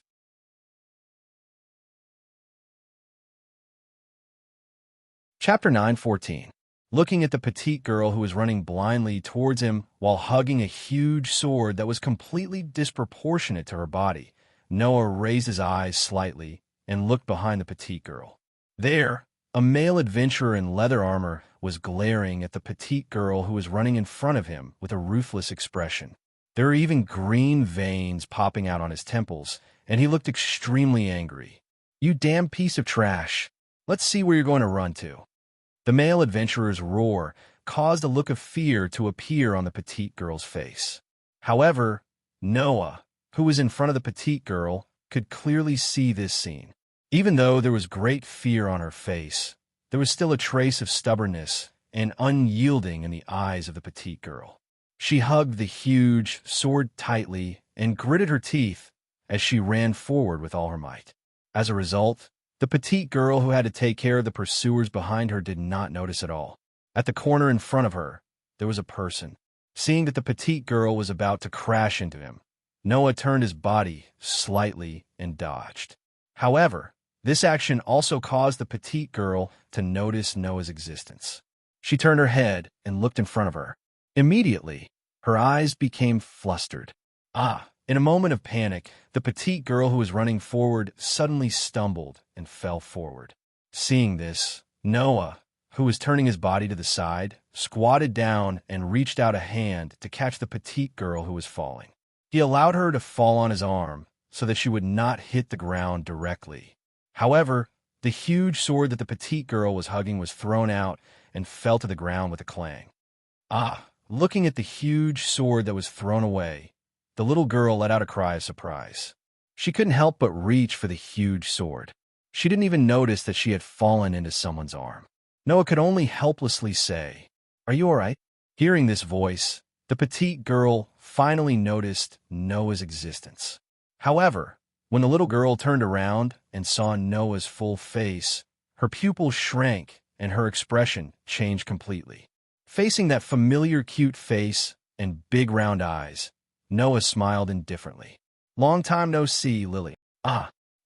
Lily's mouth trembled slightly. She seemed to want to say something, but she also seemed to be afraid and in disbelief. She was stunned and did not respond at all.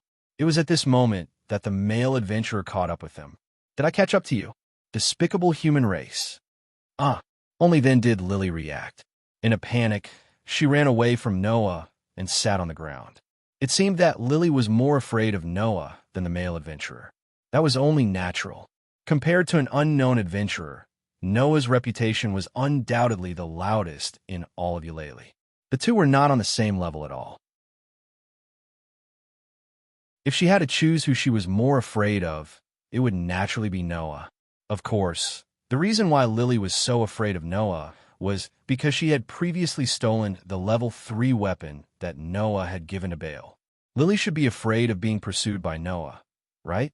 Little did he know that the reason why Lily was able to successfully steal Baal's weapon was mostly because Noah had no intention of stopping her. If Noah had really wanted to stop Lily, no matter how good she was at stealing, she would not have been able to steal from Noah. The male adventurer who caught up from behind also noticed Noah, and the violent look on his face turned into shock.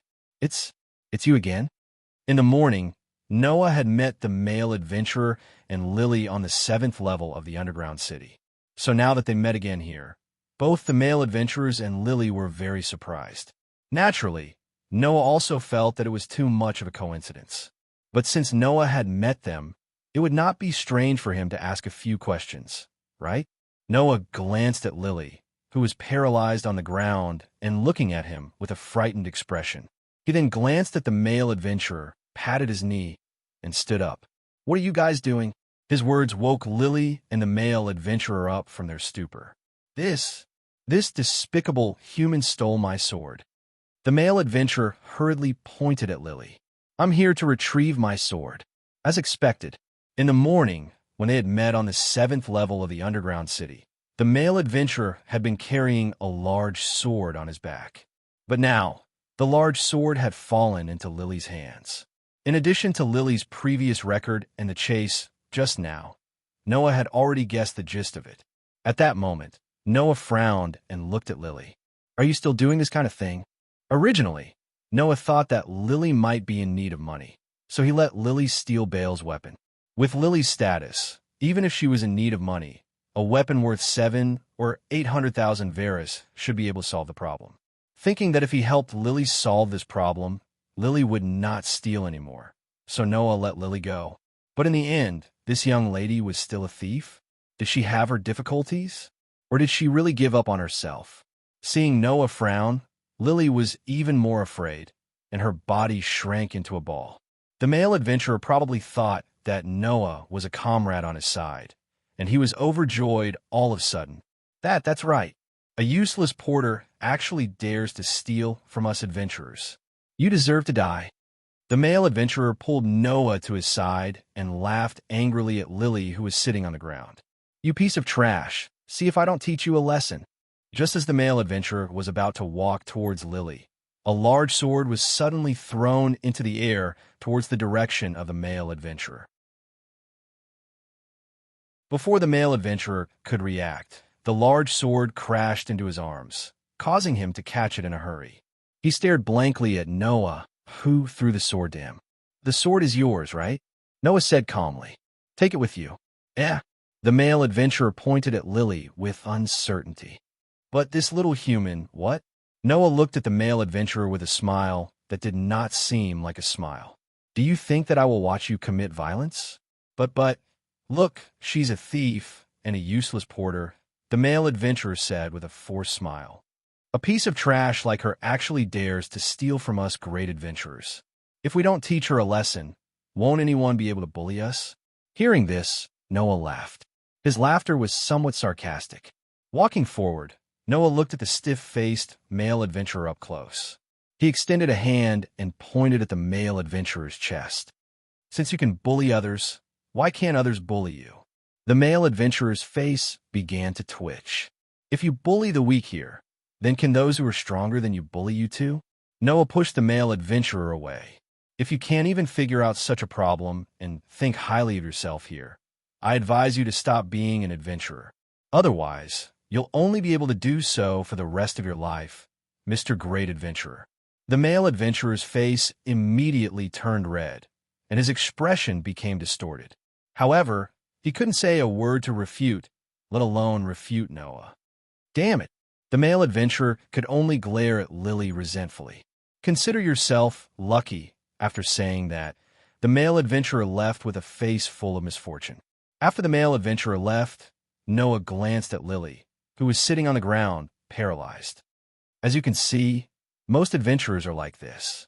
If you don't want to encounter the same thing again, I advise you to stop. Lily bit her lips tightly, and her delicate body trembled. She lowered her head, but her voice was unyielding. You speak as if you are not an adventurer. Although this voice was very soft, Noah still heard it. And from Lily's voice, Noah could hear a tinge of hatred. It seems that you are more troublesome than I thought. Noah crossed his arms and looked at Lily. Then, let's have a chat.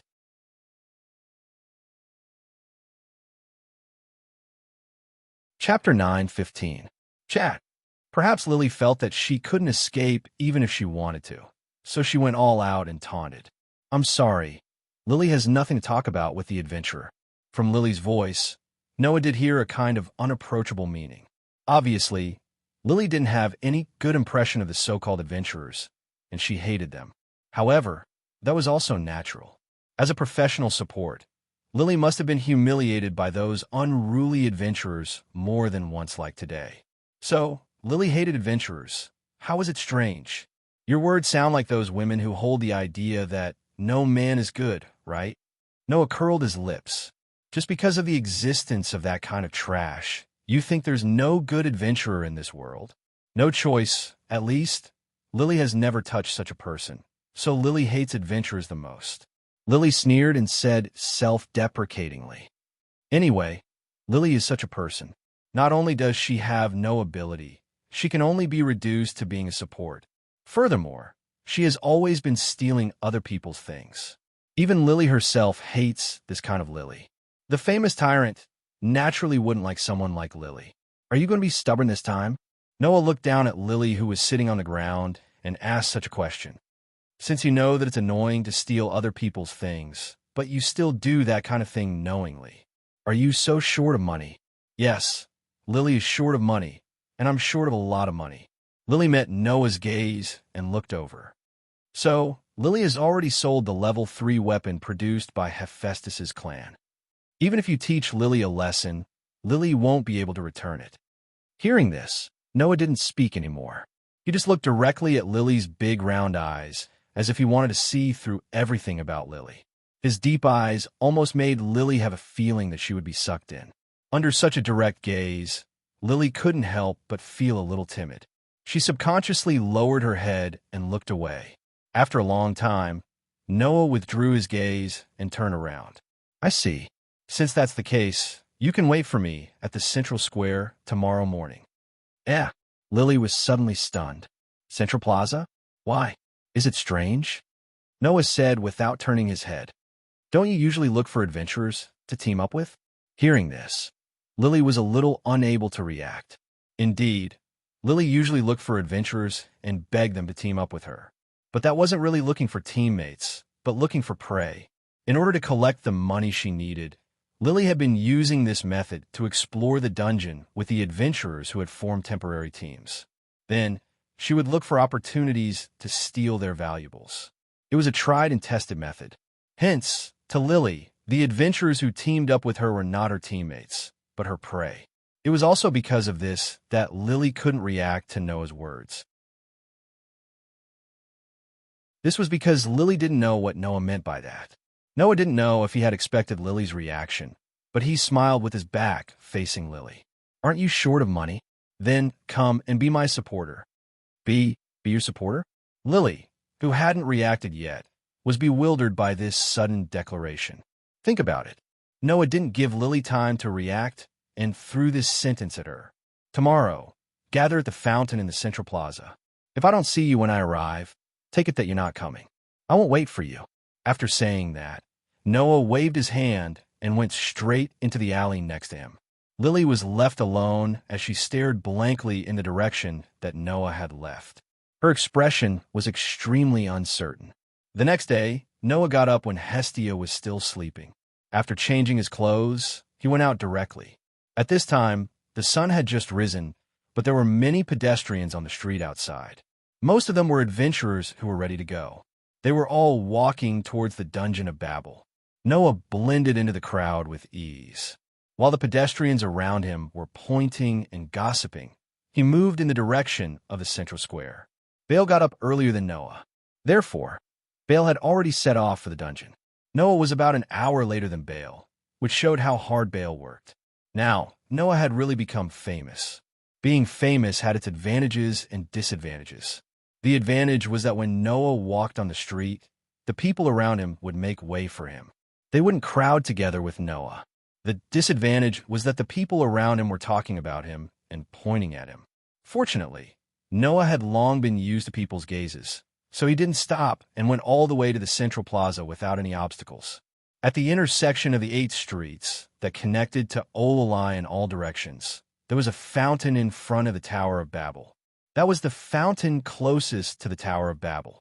As soon as he arrived at the Central Plaza, Noah glanced at the fountain and saw it. In front of the fountain, there was a very petite girl of the dwarf clan. She was carrying a huge backpack and had her head down. Nobody knew what she was thinking. Seeing this, Noah stopped, shrugged his shoulders, and walked towards the fountain. Obviously, the girl of the dwarf clan was not really paying attention to the surroundings. Even with her head down, she still noticed Noah's approach and looked at him. When they met for the first time, although Lily had bad intentions, at least she put on a good front. Her cute face would have a bright smile from time to time. However, at this moment, Lily's cute face was no longer as cheerful as when they first met. Instead, it was cold and vigilant. In the past, it was Lily's acting skill to put on a cheerful and lively appearance in front of others. On the other hand, Noah already knew most of Lily's background and knew clearly what this young lady was doing on a daily basis. Lily didn't have to put on a show anymore.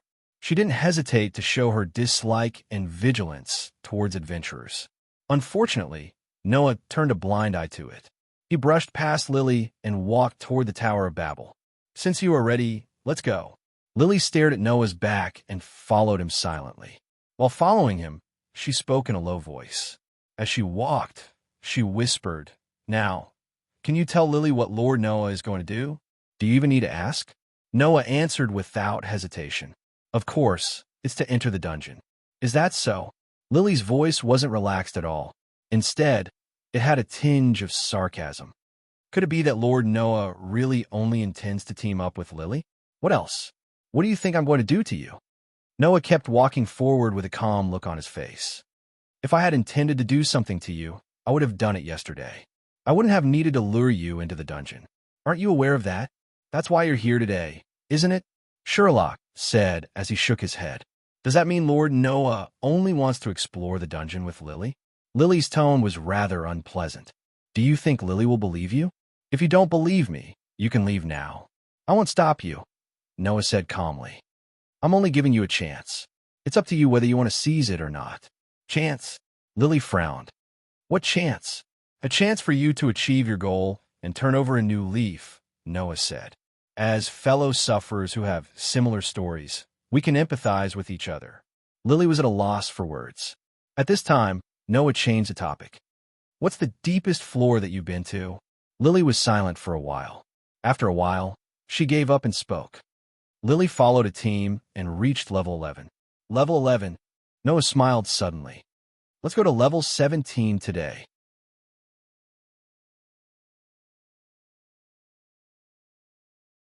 Chapter 9:16. Roar, roar, roar, roar, roar. On the 17th floor of the dungeon, in one of the passageways, a group of monsters with grayish-black fur, flames in their mouths, and crimson eyes that looked like hellhounds roared angrily. They rushed out the passageway in groups and pounced forward. Swish, swish, swish, swish, swish. In front of the pack of hellhounds, a figure stood motionless. Golden ripples fluctuated in the surrounding space, and sharp weapons popped out one after another. The sharp weapons turned into streams of light and shot out like arrows, piercing through the air with a sharp sound. Poochie, poochie, poochie. Every time the sharp weapons that turned into streaks of light streaked across the space and shot out from the golden ripples with a sharp piercing sound, shrouding the group of hellhounds that were constantly surging over, the continuous sound of flesh being penetrated would resound. The extremely sharp weapons accurately pierced through the heads of the hellhounds, causing blood to splatter everywhere. Under such circumstances, the bodies of the hellhounds that were pierced through turned into ashes and scattered in all directions, causing the magic stones and dropped items in their bodies to fall to the ground. Precision. Incomparable precision. The seemingly endless rain of weapons pierced through the heads of the hellhounds without missing a beat. Not only did they achieve the effect of killing the hellhounds, but they also didn't damage the magic stones and dropped items in their bodies. It was truly miraculous. But even so, the group of hellhounds didn't show any signs of confusion or hesitation as they continued to pounce forward, trampling on the path of their fallen companions and charging forward relentlessly. If the dungeon monsters didn't turn into ashes when they were killed, leaving only magic stones and dropped items, the hellhounds wouldn't be trampling on the path of their fallen companions. Instead, they would be trampling on their companions' corpses. Undoubtedly, the hellhounds would die if they took a step forward, but they continued to charge and attack their enemies without any hesitation. They looked extremely crazy. This was also what Noah wanted. At the very least, Noah did not need to worry about the monsters suddenly running away. He only needed to stand in place and keep the gate of Babylon open. That way, he would be able to continuously kill the monsters.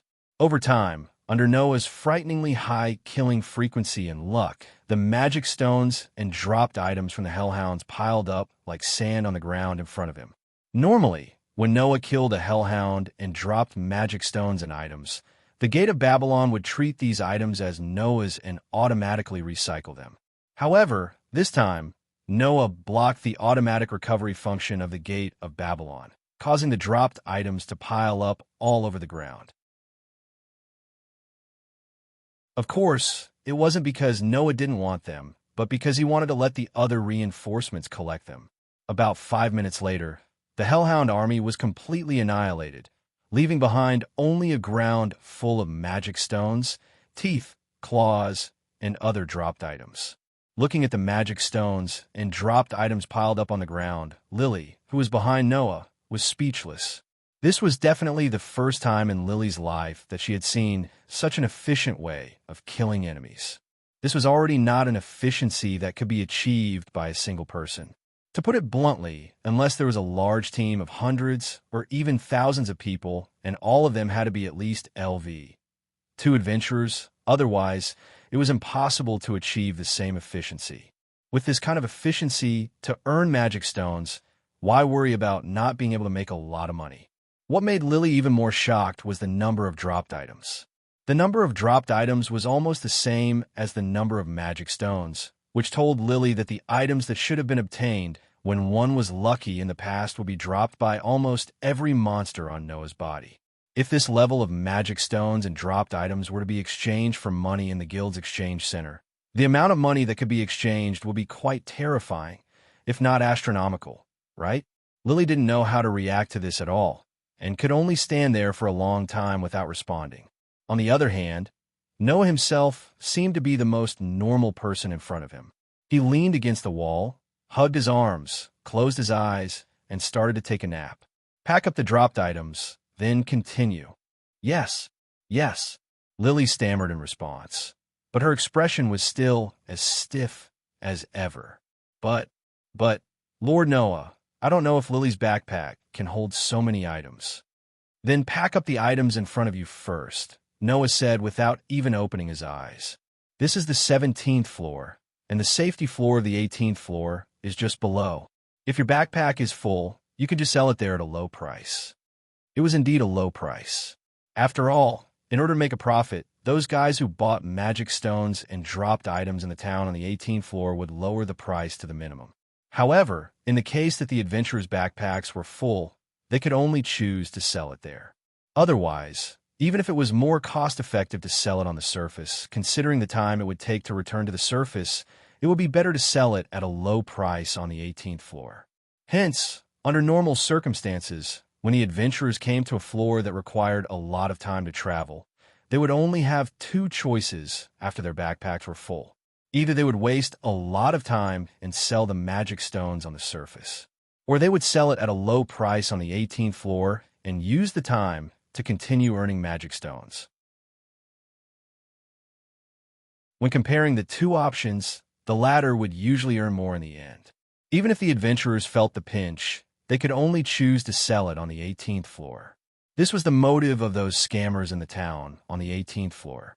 They purposely set the price so that if they sold it at a low price on the surface, they would earn more in the end. When the adventurers compared the 2 options, they could only choose to sell it at a low price on the 18th floor. This way, they could earn a lot of money. In the past, Noah had the Gate of Babylon to recycle items, so he didn't need to go to the 18th floor to be scammed. But now, because of Lily's matter, Noah didn't care. Anyway, Noah didn't lack the money. Seeing that Noah was leaning against the wall and had no intention of interfering, Lily could only go forward with a complicated expression and pick up the magic stones and dropped items one by one. Dungeon, 18th floor. Under Noah's lead, Lily came to a town that was almost entirely made of wood. She came to the exchange shop that sold magic stones and dropped items. This price is too unreasonable. If I were to bring it to the surface, these magic stones and dropped items could be exchanged for at least double the price. Isn't this considered a scam? In a building that was painted with pictures of Minotaurus and blue and purple crystals, the signboard was much more gorgeous than the surrounding shops. Lily stared at the shop owner in disbelief, only to receive a snort of disdain from the shop owner. If you don't like it, you can go to another shop. Lily's face was red with anger. That was natural. Which seller wouldn't be angered to death by a purchase price that was more than half the original price? However, it was impossible to continue exploring the dungeon with magic stones and dropped items that couldn't be stored. Moreover, it took a long time to return to the surface. If one didn't want to earn too little from the time spent on the road, they could only sell it here. It was because of this that these guys were so arrogant. It's unbelievable.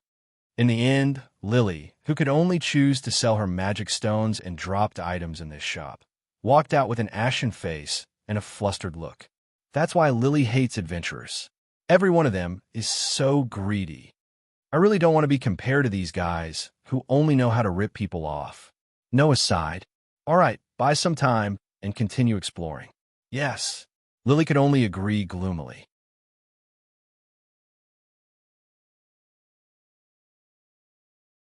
Chapter 9:17. Just like that, Noah and Lily ran back and forth between the 17th and 18th levels for the entire day. Whenever Lily's backpack was filled with magic stones and dropped items, Noah and Lily would return to the town on the 18th level to clear the magic stones and dropped items. Whenever Lily's backpack was cleared of magic stones and dropped items, Noah and Lily would return to the 17th level to continue their efficient massacre. Under such circumstances, Noah and Lily had gone back and forth between the 17th and 18th levels more than a dozen times. When they estimated that it was almost dark outside, Noah and Lily brought their backpack full of magic stones and dropped items to the guild's exchange shop to sell them. Then, they took the receipt from the 18th level and went to the shop owner who sold the magic stones and dropped items cheaply to collect the money. It should be mentioned here that in the 18th floor of the town, all transactions were conducted by bartering or by setting up a voucher. This was because no one would bring so many gold coins while exploring the dungeon. Therefore, unless it was a small transaction that could be transacted on the spot, like the transaction that Noah bought a map on the 18th floor last time, otherwise, once the transaction amount was relatively large, most of the transactions would be in the form of a written agreement. For example, if an adventurer bought an expensive item in the town on the 18th level, the shop owner would leave the adventurer's name and clan tribe coat of arms as collateral and let the adventurer write a written receipt before handing the item over to the buyer. When the shop owner returned to the surface from the 18th level, he would take the written receipt to the customer's clan tribe to collect the money. If the item was sold to the residents of the 18th level, it would be the exact opposite.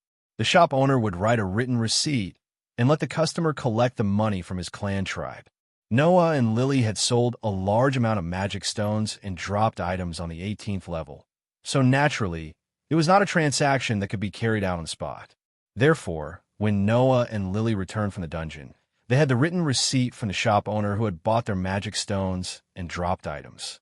After returning to the surface, they immediately went to the other party's clan tribe to collect the money. Thus, after a whole day of hard work, the two of them reaped an astonishing harvest. At least, after receiving the money and coming out of the base camp, Lily was stunned when she saw the two big money bags full of gold coins in her arms. She didn't react for quite a while. In the end, Lily could only murmur in her sleep, 1,280,000 Varus, 1,280,000 Varus. This was Noah's and Lily's harvest after a day. You're lying, right? Lily tightly hugged the big purse full of gold coins. She was in a trance. He could earn so much in just one day. If it weren't for those guys on the 18th floor, it would have been even more. Noah glanced at the dazed Lily and shook his head. If you think it's not real, you can go and bite it when you get home to confirm it. Half of it is yours. Lily finally reacted. She turned to look at Noah and asked with uncertainty, half of it is mine? Lord Noah, do you really intend to give half to Lily? Why? Noah shrugged. If you think it's too little, then I'll take a little less. Originally, Noah had spent an entire day running back and forth between the 17th and 18th floors because of Lily. Although he didn't know what difficulties Lily had, it was certain that this child was in need of money. Ever since he obtained the Gate of Babylon, Noah had become richer than anyone else. In addition, even if the gold and silver treasures in the Gate of Babylon were used up, the treasure vault would treat them as consumables and automatically replenish them. No matter how much Noah used them, he would never be able to use up all the treasures in there. In this way, Noah would no longer have any monetary problems. Therefore, Noah could actually directly help Lily solve her monetary problems. However, if he were to use such a method to help Lily, who was extremely disgusted with adventurers, it would definitely hurt her little bit of self-esteem. It would make Lily think that Noah, the highest level adventurer who could compete with Orly's only LV7, was pitying her. In order to prevent Lily from having such thoughts, Noah chose to use such a strenuous method to help Lily. Of course, for today's harvest, Noah actually didn't want to take it. He just felt that if he didn't take it, it would be no different from directly giving money to Lily. It was very likely that it would make Lily take it too hard, which was why he wanted to help Lily in the form of a disguised form of dividends. In any case, Lily didn't know that Noah had a gate of Babylon that could automatically recycle items and would never be full no matter how many items were stored in it. Then, there was nothing wrong with letting Lily receive the bonus as a supporter, right? The facts prove that Noah's idea was indeed correct. Is Lord Noah pitying Lily? Lily lowered her head, and her voice was more or less filled with a trace of malice. What did Lily do to deserve so much bonus? Why not? Noah said indifferently. We formed a team to enter the dungeon today. According to the team rules, isn't it normal to split the loot equally? But Lily is only a porter. At most, I'm only picking up items. It's all because of Lord Noah's hard work that I have such a huge harvest. Lily hugged the money bag tightly, and her voice started to have obvious emotions. If it were other adventurers, not to mention splitting the loot, wouldn't it be possible for them to monopolize the loot? Upon hearing that, Noah suddenly laughed. You said it yourself. It's other adventurers. Lily choked. Was Noah rebutting Lily's previous thoughts? None of the adventurers in that world were good people. All in all, we'll split today's harvest in half. You could take 640,000 Varus. Noah made such a decision without any hesitation. I only want to know if you're still short of money. Lily was silent for a while, before speaking with a complicated expression. I think it's still not enough. Is it? Noah shrugged his shoulders. If that's the case, tomorrow at the same time, let's gather in front of the fountain in the central plaza. After saying that, Noah took a purse from Lily's arms and slung it over his shoulder. He then waved his hand and walked in another direction. Looking at Noah's back view, Lily hugged the money bag tightly, and her gaze became more and more complicated. Undoubtedly, he's a tyrant. Why is he so gentle to Lily? Lily, I don't understand. Lily, who was muttering, didn't notice. In a corner not far away, a few male adventurers were hiding there. They clearly saw the money bag full of gold coins in Lily's arms. They looked at each other, and the corner of their mouth curved into a rather ferocious arc. The next day, at the same time as yesterday, Noah went straight out of the door and walked in the direction of the central plaza. The surrounding people were still pointing at Noah and gossiping about him, as usual. Under the awe and curiosity of almost everyone on the street, Noah walked into the central plaza as if it had nothing to do with him and came to the front of the fountain. To Noah's surprise, Lily wasn't waiting here today. What's the matter? Noah frowned. Did that child give up? As soon as this sentence fell, a cheerful voice sounded behind Noah. Sir Noah is really rude. How could Lily leave the team without Sir Noah's consent? Hearing this cheerful voice, Noah turned his head and looked behind him. He immediately saw the petite girl carrying a big backpack. Today, the indifference and vigilance on Lily's face disappeared. Just like the first time they met, there was a sunflower-like smile on her face. Good morning, Sir Noah. I'm really sorry to have kept you waiting. Looking at the cheerful smile on Lily's face, Noah's eyes flickered.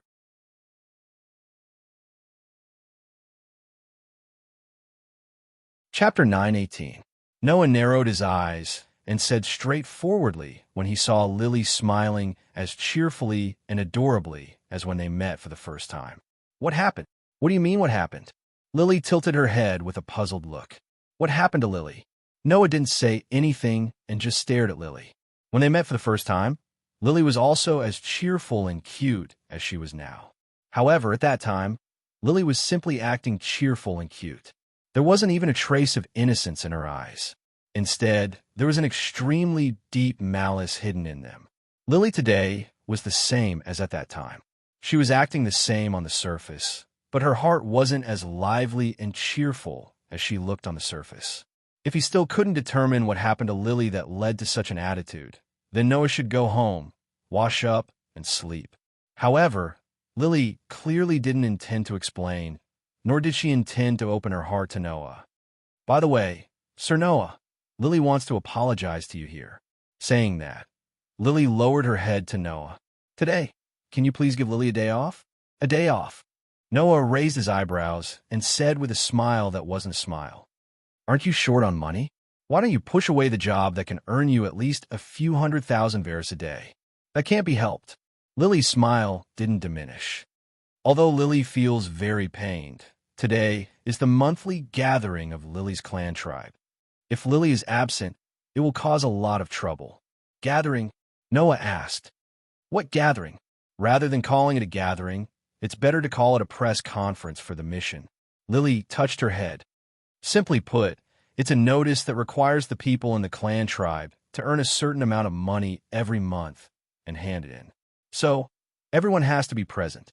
The so-called clan tribe was originally established in exchange for the power called favor to pay for the chief god's food, drink, and entertainment. Although there were chief gods like Hestia and Loki who valued and loved the members of the clan tribe as their own family and children, it didn't mean that the other gods were like this. Even Loki had to make the members of the clan tribe hand in the harvest of the clan tribe activities regularly for the operating expenses of the clan tribe. Since it belonged to a clan tribe, it was natural to collect funds from the income of the clan tribe members. Could it be that Lily was so short of money because of the clan tribe? Everyone has to hand in the set amount of money, Noah said without batting an eyelid. Then people who don't have the ability to earn money will have a hard time? Yeah, Lily said jokingly. Especially for a supporter like Lily. That's even more needless to say.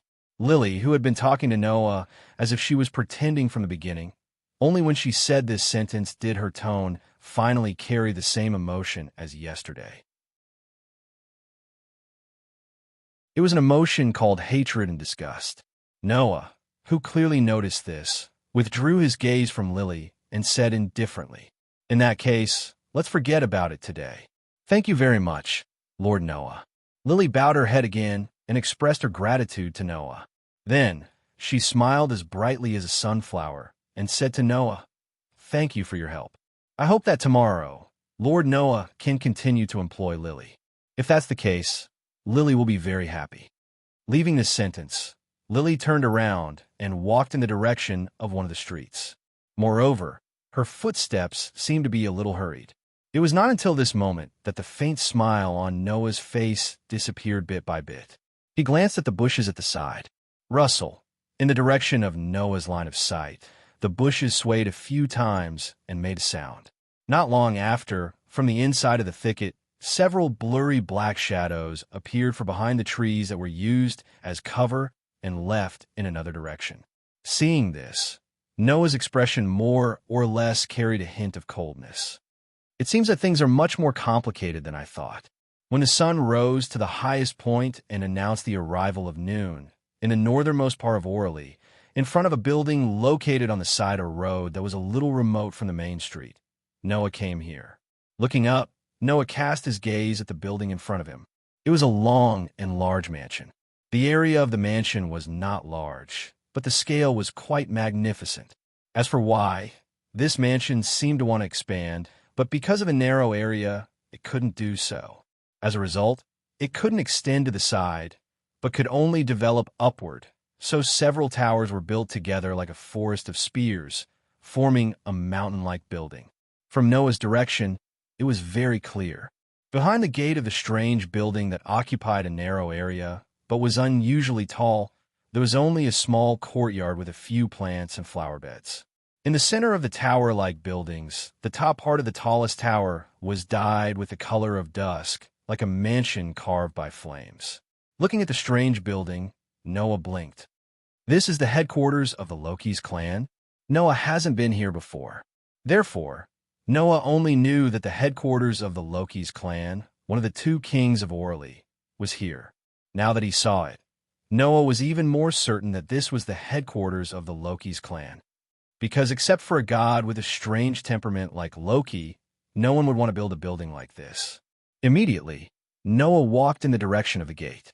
Next to the gate, there were two guards. When one of the guards saw Noah coming directly here, he immediately raised the spear in his hand and pointed it in the direction of Noah. "Stop!" As soon as he shouted, the other guard fiercely pulled his companion and scolded in a low voice. "Are you crazy? Look at who that guy is." The guard saw Noah's appearance clearly, and his eyes widened. Tyrant, ignoring the nervous look of the two guards, Noah stepped forward and said, "Can you help me call Loki out?" Hearing Noah's words, the two guards became even more nervous. Loki? Loki? What do you want to do? It was no wonder that the two guards were so nervous. Originally, there were many factional problems between the clan and the clan, which made the clan of the gods wary of each other under normal circumstances. Now, not long ago, Noah had single-handedly taken care of a god of Apollo. Now, Noah, who was at the peak of his power in Eulaleia's world, directly stated that he wanted to meet the god of Apollo's god of Apollo. "I have something to ask of your clan's god."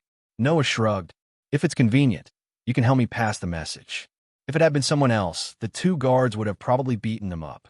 But Noah was extremely popular among the gods, and even the two clan gods of Loki and Freya's clan wanted to recruit him. This was something that everyone in Eulalia knew. The two guards looked at each other, and then one of them nodded and said to Noah, "Let's go." Noah said to him, "Please wait here for a moment." Noah naturally had no objection and nodded in agreement. The two guards breathed a sigh of relief and let one of them enter the door to pass the message. After some time, there was a commotion at the door. When the door was opened, a figure flew out from the door and pounced on Noah. "Little guy, you finally changed your mind. Are you going to leave that poor little shorty? I'm so touched." Shouting such a sentence, the divine creature named Loki directly pounced on Noah. In the face of Loki's fierce pounce, Noah just calmly turned around. Loki suddenly missed and fell to the ground. Bang! After a loud noise, Loki's face hit the ground heavily. Loki howled in pain, covered his red nose, and rolled on the ground.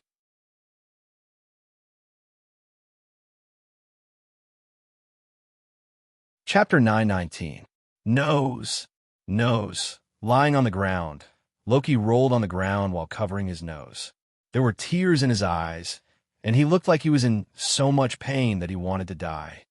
As expected of the tyrant, he actually dodged it. No, it was so obvious. I think most people would be able to dodge it. Noah sighed as he couldn't bear to look directly at Loki, who was rolling on the ground with half-closed eyes. "Okay, stop fooling around. Get up quickly." "Oh, so cold."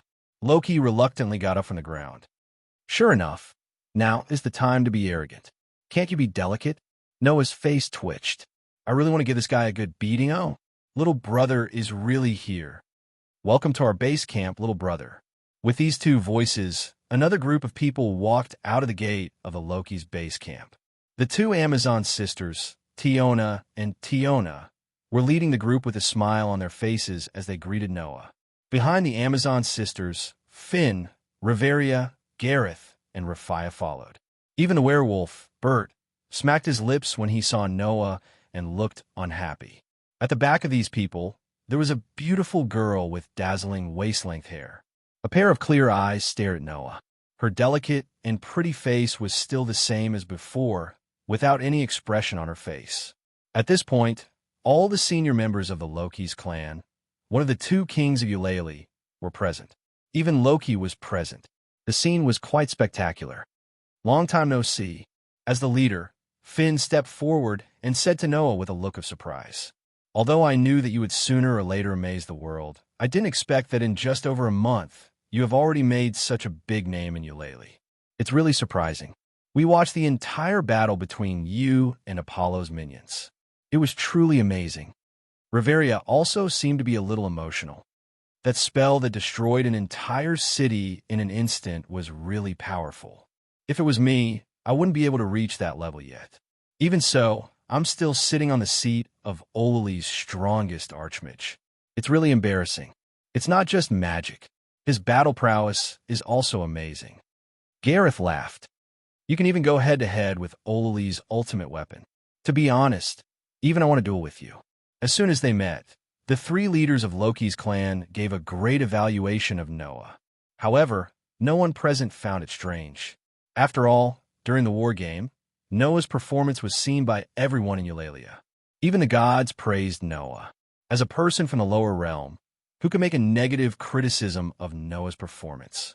Not to mention Finn, Riveria, and Gareth, Even Tiona, Tyogni, and Leafia were all excitedly and emotionally evaluating Noah. Although Aze didn't say anything, her pair of eyes that were staring at Noah had already revealed her feelings in her heart. Only Bert put his hands in his pockets with a look of disdain. What's there to be surprised about? It's just taking care of a random clan that didn't even have a LV for member. Everyone present was used to Bert's rude remarks, so almost no one paid attention to Bert. This made the displeasure on Bert's face more intense, but he didn't say anything. He turned his head away with an unruly look. By the way, Riveria also said that you, little guy, seem to be able to use innate magic that doesn't require a specific bloodline. Anyone can learn it, right? Loki also put his hands in his pockets and looked at Noah. His squinted eyes opened slightly. Could it be that the magic that destroyed the city is also the kind of innate magic that anyone can learn? Loki's profound words made all the higher-ups of Loki's clan turn their eyes to Noah. Obviously, they were also very concerned about this issue, especially Aze, who looked at Noah with some expectation in her eyes. In this regard, Noah just curled his lips. Sorry, that's not innate magic. The only magic I can teach people is the crush. Hearing Noah's answer, many people secretly breathed a sigh of relief, including Loki. If the kind of magic that made the gods feel threatened was like the crush magic, a kind of innate magic that could be learned by anyone, just thinking about it made people feel uneasy. At least, Loki absolutely didn't want to see the streets full of people learn that kind of magic. Unfortunately, Loki didn't know that it wasn't magic. It was the same level of divine power as the gods, called authority. Naturally, it was impossible for anyone to learn it. Only Aze, whose eyes began to look a little dejected. It was obvious that this girl was interested in the so-called magic that could destroy a city in an instant. If it could be learned, Aze definitely wouldn't mind asking Noah for advice, right? Okay, little guy. Loki said to Noah with a sloppy attitude. You didn't come all the way here just to chat with us, did you? Oh, Noah said with a smile. Didn't you just think that I was going to leave Hasty's clan and come to you? If you were so easy to poach, that love-struck fool wouldn't have hit the wall like that, and Apollo wouldn't have disintegrated his entire clan because of you. Loki tilted his head and looked straight at Noah with a pair of eyes that were hidden under his narrowed eyelids. What? Do you need something from me? Yes. Noah didn't hide it anymore and said directly. I want to ask you something about Sumo's clan. Sumo's clan, led by Finn, a group of high-ranking members of Loki's clan, looked at each other. Noah's clan? Loki was slightly startled and looked at Noah with some suspicion. You just got rid of Apollo's clan, and this time, another Sumo's clan has offended you? It's best if that's the case. That way, things will be easier to solve. Noah sighed. I just recently met a child in Sumo's clan and was a little concerned about some of the actions of that child. As far as Noah knew, there was no high-end combat power in Sumo's clan, not even an LV3. The entire clan was composed of LV1 and LV2 members.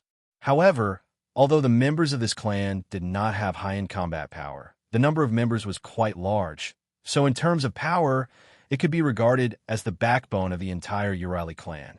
To put it bluntly, in terms of the overall strength of the clan, Sumo's clan was above Apollo's clan. Why would such a clan allow a member to do such a thing of theft? In other words, Lily's actions really had something to do with Sumo's family clan? This was what Noah wanted to know. Unfortunately, Hestia, who had not been in the lower realm for long, did not know much about Sumo's clan. That was why Noah came here, intending to inquire from Loki. After hearing Noah's words, Loki raised his eyebrows. You have dealings with the people in Sumo's clan? Loki said. That's not a good thing. Not a good thing? Noah was startled. What do you mean? Loki crossed his arms and closed his eyes. After pondering for a while, he immediately dropped his shoulders as if he had given up. Forget it. I'm not familiar with Sumo anyway, so there's no need to help him hide the secret of his clan. If you want to know, it's okay to tell you.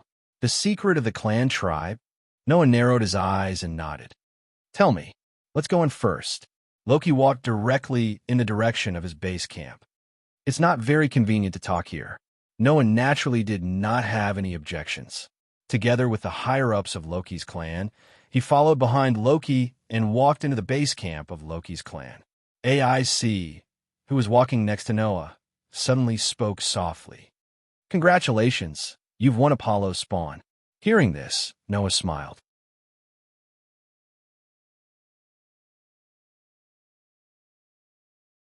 Chapter 9:20.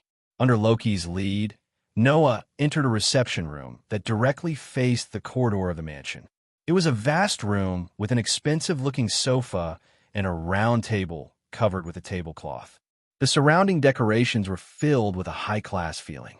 At first glance, rather than saying that this was a reception room, it would be better to say that it was a lounge used by the members of the clan when they were having a leisurely chat.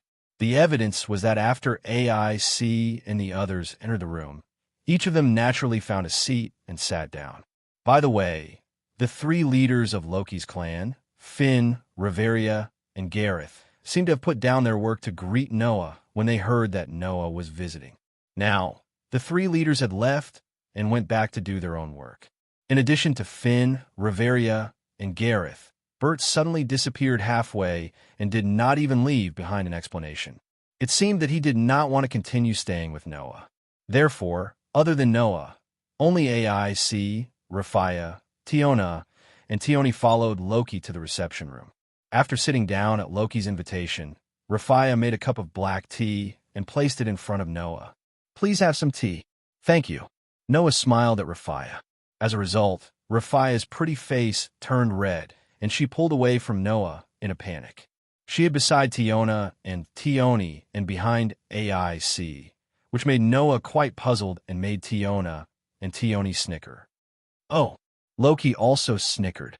It seems that our Lord Tyrant's smile is quite lethal to young girls in their prime. It's not like that. Rafaya protested loudly, but was ignored by everyone present. "Forget about the teasing. Hurry up and tell me about Sumo's clan." Noah took a sip of black tea and looked at Loki. "You just said that it's not a good thing to have dealings with the people in that clan, right? What does it mean?" The meaning is very simple.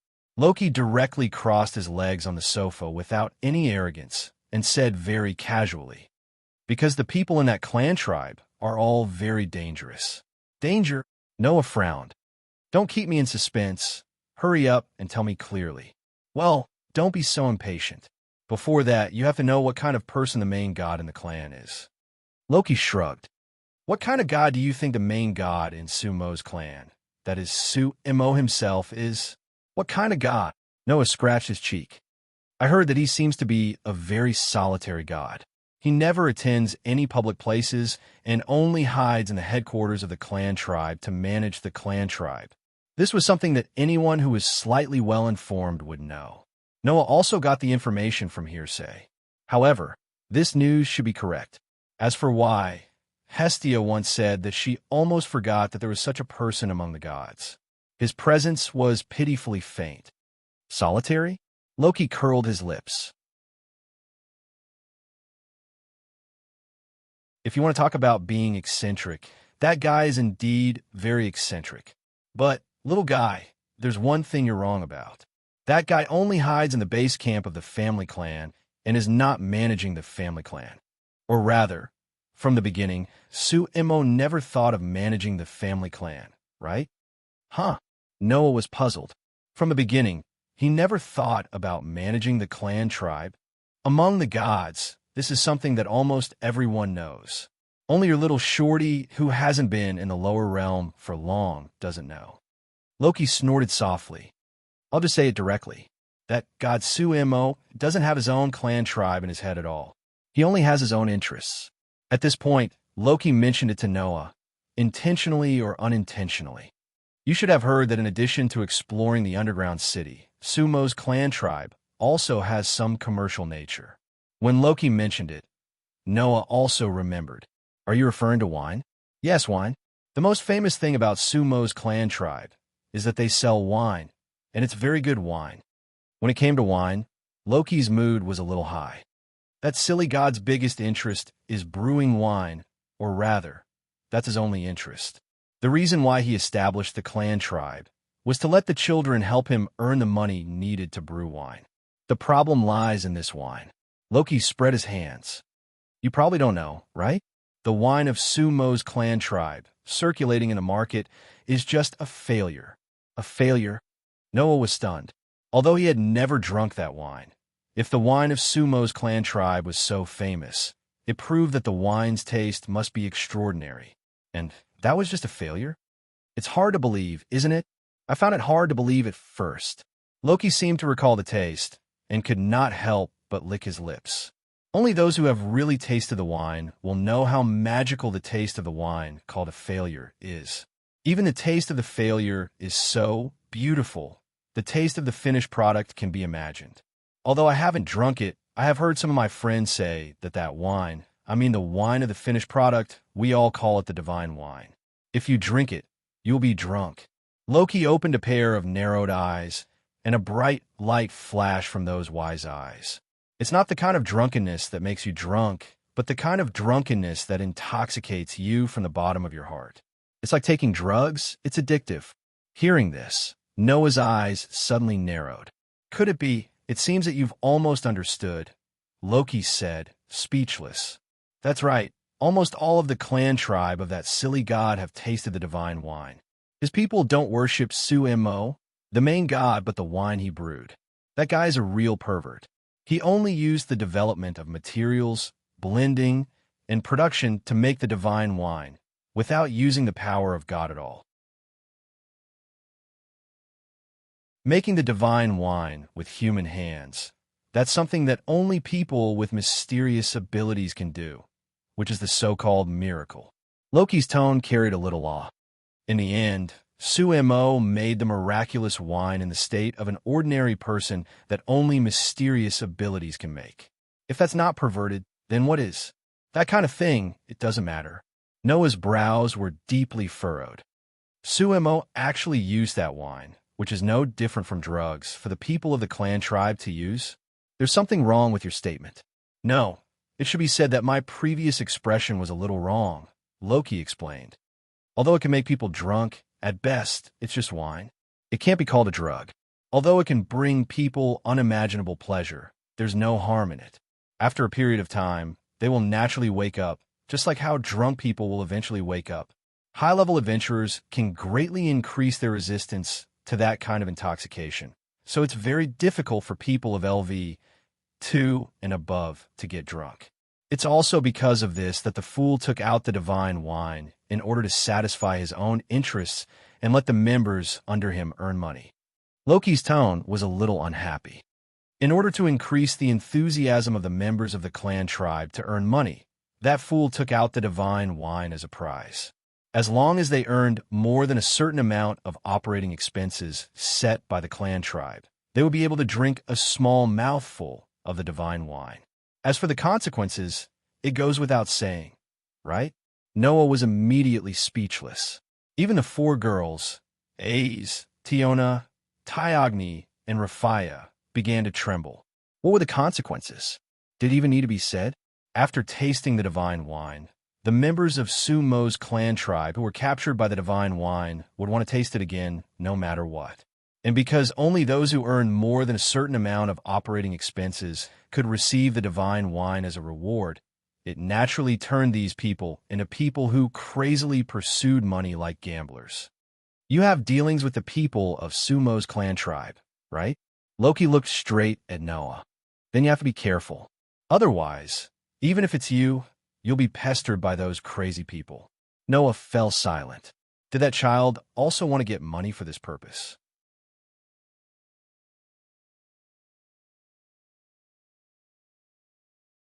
Chapter 9:21. Chirp, chirp, chirp, chirp. Amidst the melodious chirping of birds, the dark sky was slowly dyed white. Flocks of birds flew past the towering Tower of Babel, filling the air with the freshness of the morning. Passing through the familiar West Street, Noah walked into the central square and immediately looked at the fountain in front of him. Heavily armed adventurers and supporters carrying huge backpacks passed by the entrance of the towering Tower of Babel. None of them stayed for long and walked straight to the entrance of the towering Tower of Babel. However, Noah did not see the petite figure carrying a huge backpack that was completely disproportionate to her body size. Today, Noah did not come early or late. Just like the day before yesterday, he left at the same time and arrived at the central square at the same time. Logically speaking, Lily should have already arrived. Undoubtedly, she said she would come yesterday, but she was still not here today. In other words, in the 3 days since he decided to team up with Lily, except for the first day, Lily did not meet at the fountain according to the agreed time yesterday and today. If it was the first day, Noah might have thought that Lily had given up the opportunity he gave her.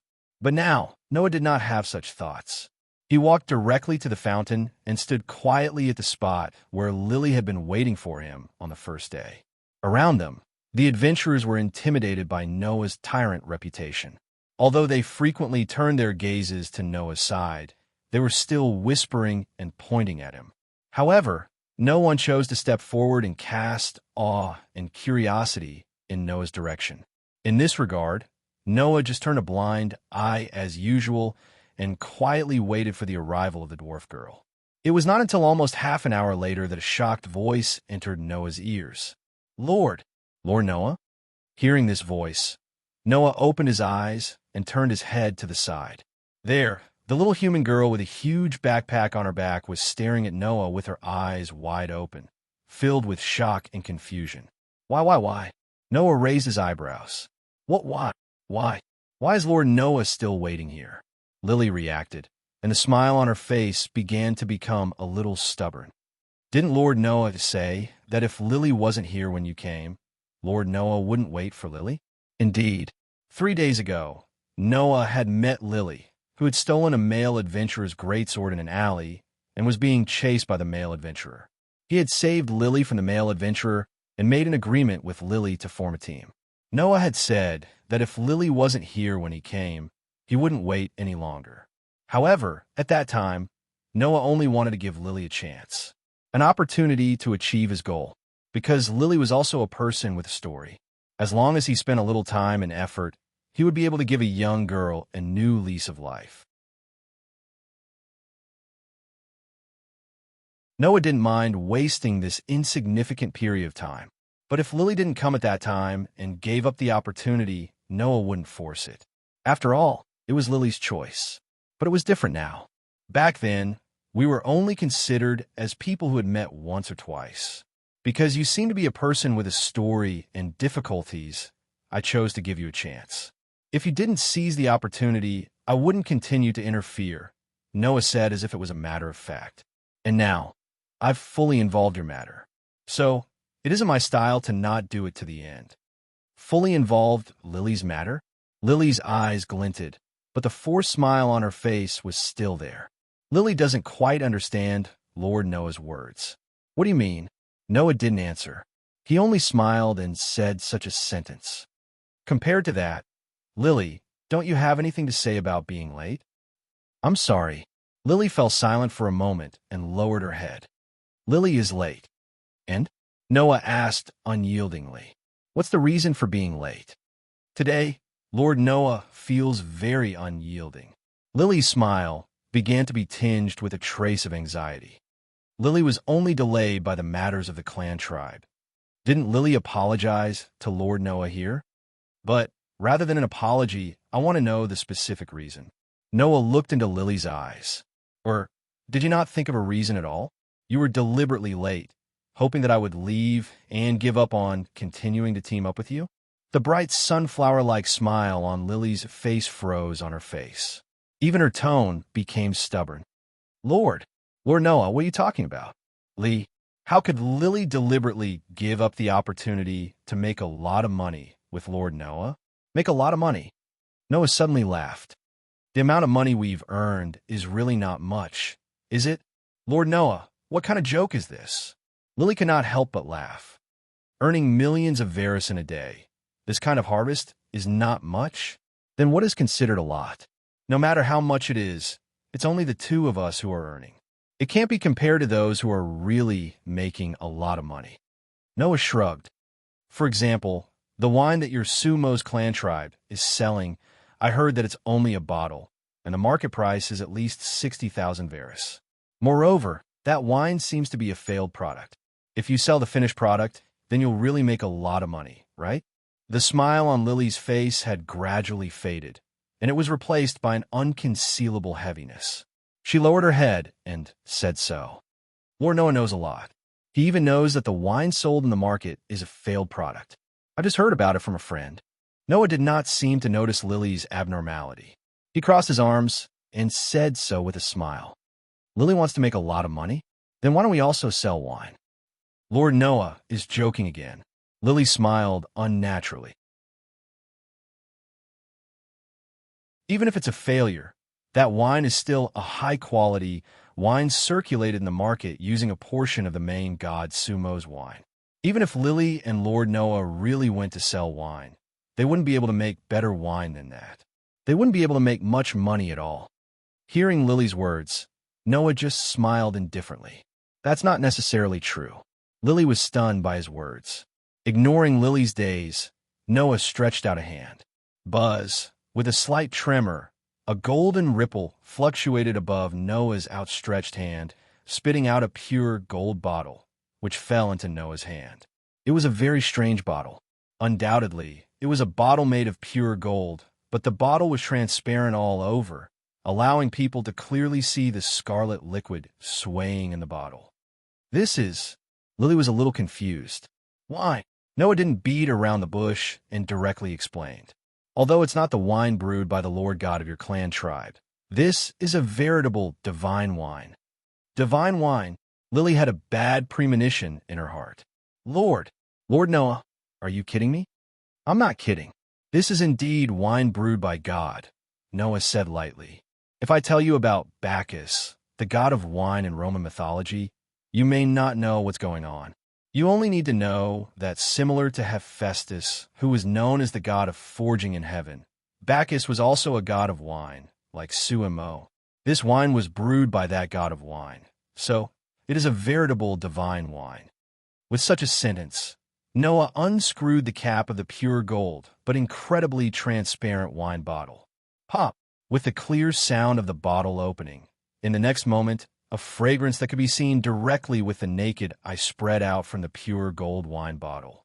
It was a sweet wine fragrance that was completely different from the aroma of other wines.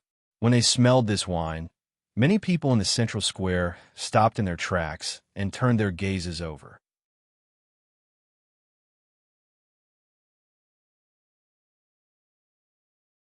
Chapter 922. When the sweet aroma of the wine spread throughout the central square, the surrounding adventurers and supporters who were aiming for the dungeon of the Tower of Babel all stopped in their tracks subconsciously. Their faces were more or less flushed. Some people were already drunk just by smelling the aroma of the wine. Of course, it did not mean that they were drunk, but as Loki said, they were intoxicated. Unlike the surrounding people who revealed intoxicated expressions, Lily's face turned ghastly pale the moment she smelled the aroma of the wine. Lily had only smelled a wine with such an intoxicating aroma from one kind of wine. That was the divine wine brewed by the Lord God in Sumo's clan, with a miraculous production method that was similar to the mysterious development ability of humans. Although the taste of the wine was different, the inconceivable power that could intoxicate one's heart in an instant was completely carved from the same mold. Therefore, when she smelled the intoxicating aroma of the wine, Lily did not become intoxicated like the people around her. Instead, she began to slowly retreat, and her pretty face kept turning pale. At this moment, Lily no longer doubted Noah's words. There is no doubt that the bottle of wine in Noah's hand was not inferior to the divine wine made by Sumo in terms of quality, taste, and wonder. This is the wine made by Bacchus, the god of wine in Roman mythology. Therefore, that god is also known as the god of wine. It was as if Noah didn't see Lily's reaction at all. His empty hand reached into the golden ripples that had yet to disappear, and he took out a wine glass made of pure gold. He then poured the wine that was filled with an intoxicating aroma into the glass. Legend has it that the wine brewed by the god of wine, Bacchus, has a strange effect of intoxicating people. Just a small sip will make people feel as if they are in heaven. I haven't tasted Sumo's divine wine, but I can guarantee that this wine will never lose to that divine wine, even if it is a finished product. As soon as he finished speaking, Noah placed the wine glass filled with red wine in front of Lily. His deep eyes stared intently at her pale face. You should have tasted Sumo's divine wine. Why don't you have a drink too? Let's see if the divine wine brewed by the god of wine is better than Sumo's divine wine. Is it worth selling? What do you think? At this moment, it was as if time had stopped, and Lily felt that even her heart had stopped beating. Smelling the dizzying aroma of the wine and staring at the enchanted wine with its beautiful color, Lily only felt that she was sinking into a bottomless abyss. No, that feeling of sinking into depravity made Lily finally unable to hold it in any longer. No, I won't drink. Amid the hysterical screams, Lily almost subconsciously swung her hand and slapped the wine glass in front of her. Slap. After a crisp sound, the wine cup in Noah's hand, which was made of pure gold and had an intoxicating aroma, was directly slapped away by Lily. It smashed to the ground, spilling the beautiful wine all over the floor. The wine cup also rolled to the ground. Ha! It was only then that Lily seemed to have escaped from a nightmare. Her body went soft, and she sat on the ground, panting with a dazed expression. From the beginning to the end, Noah didn't interfere with Lily's actions, nor did he care about the priceless grape wine and wine goblets that were sent flying by Lily. He merely stared at Lily, who was slumped on the ground, and said word by word, "Don't worry about it. Are you afraid? Are you afraid of the divine wine? Or are you afraid of everything that the divine wine will bring to you?" Lily's lips trembled. She raised her head, and there was an expression on her pale face as if she was about to cry. She choked out, "Lily doesn't want to drink this wine anymore. I really don't want to." Lily's reaction made Noah understand one thing. At the very least, Lily didn't steal and rob to raise money for the so-called divine wine. In other words, Lily not only had no interest in the crazy divine wine of Sumo's clan, but she also had a fear of it. Noah was not wrong. Lily was afraid. She was afraid that as long as she came into contact with the aroma of the divine wine, she would be manipulated by the magic of the divine wine, like a beast, and become a slave to money and madness. Loki said that although Sumo's divine wine had the effect of intoxicating people, it was still just wine after all. Even if one was drunk, sooner or later, they would still wake up. However, with Sumo treating the divine wine as a prize, if the people of his clan became crazy after tasting the divine wine and desperately tried to raise money, and then continued to drink the divine wine that could confuse people's hearts, they would continue to be captured by the divine wine and become slaves to money. As a result, they would naturally fall into an absolute loop, and there would be no way to get out of it for the rest of their lives. There were only two kinds of people who could get rid of the charm of the divine wine. One was the high-level adventurer who had successfully risen to LV2 and could greatly resist the magic brought about by the divine wine. The other was the person who could not earn enough money and could not get the divine wine as a prize. Over time, as the effects of the divine wine passed, they would wake up. Lily once confessed that she did not have the talent to be an adventurer. Because of her lack of ability, she finally chose to become a professional supporter. Then, Lily was very likely the latter. Undoubtedly, you have already gotten rid of the magic of the divine wine, so why are you still raising money at all costs? Noah half knelt and looked directly into Lily's eyes. Why don't you tell me the reason? Lily. Because of the divine wine, Lily's heart seemed to have become timid, and she could not help but speak in a sobbing voice. Lily just wants to use a lot of money as an exchange to beg Sumo to let Lily leave the clan. You raise the money in order to leave the clan tribe. The unexpected answer made Noah a little surprised. Noah had imagined various reasons for Lily to raise the money. However, Noah really did not think that it would be such a reason. However, if what Lily said was true, then it was possible. To put it in an extreme, everything in the god's family was basically the property of the Lord God. including the people themselves. Once they joined the clan of a god, unless the main god agreed, if they left the clan without permission, it would be a small matter if they did not get the ability value update, but it would be a big matter if they became a character on the blacklist of the clan and were hunted down by the clan. Noah had even heard that this kind of person who left the clan without permission, once their usual behavior was too easy to cause bad effects, it was very likely that even the guild would hunt them down. And this kind of person who left the clan without permission was basically impossible for the main gods of other clans to accept. The first reason was that without the consent of the Lord God of the previous spawn, there was no way for other gods to drop their divine blood into the body of a person who already had the grace of another god to renew their ability value. Firstly, it was because no one knew when this person would betray the clan tribe and leave on his own. Therefore, this kind of person would usually become a rat crossing the street. Not only would everyone want to beat them up, they could only live on the streets, and no one would be willing to take them in. It was because of this that Lily wanted to exchange for the consent of the main god by gathering things that would move his heart, right? After all, what Suemo wanted most was money. That way, he could continue with the winemaking operation that would consume a lot of money. However, there was a problem here. Why? Noah asked aloud. Why do you want to leave the clan? Although Sumo's clan had various problems, it was not enough to make people want to leave at all costs, right? Even if they were afraid of the divine wine, wouldn't it be fine if they did not taste the divine wine? Could it be that Suemo would force others to drink the divine wine? Lily. Lily trembled all over and bit her lip tightly, as if she had found an outlet to vent, and clear tears flowed from the corners of her eyes.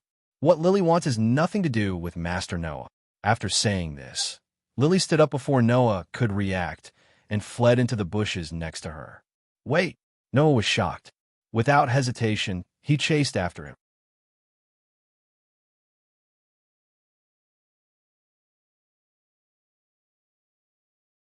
Chapter 923. Ha! Ha! Ha! Ha! In an empty alley, Lily, who was carrying a huge backpack, panted heavily as she ran forward desperately. Tears were still flowing from the corners of her eyes, but her heart was screaming madly. Lily is such a useless person anyway. She's even afraid of a glass of wine. She's useless at all. Lily hated adventurers very much. However, compared to adventurers, Lily actually hated herself more. Noah did not know that Lily did not join Sumo's clan voluntarily, but was born as a member of Sumo's clan.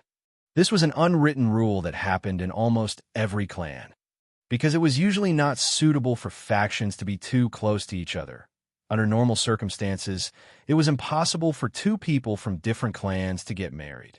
In the same clan, if two people who loved each other married and gave birth to a child, then the child would become a member of their parents' clan from the moment of birth. Lily was such an existence. Lily's parents were both members of Sumo's clan. In other words, Lily was obligated to become a member of Sumo's clan from the moment of her birth.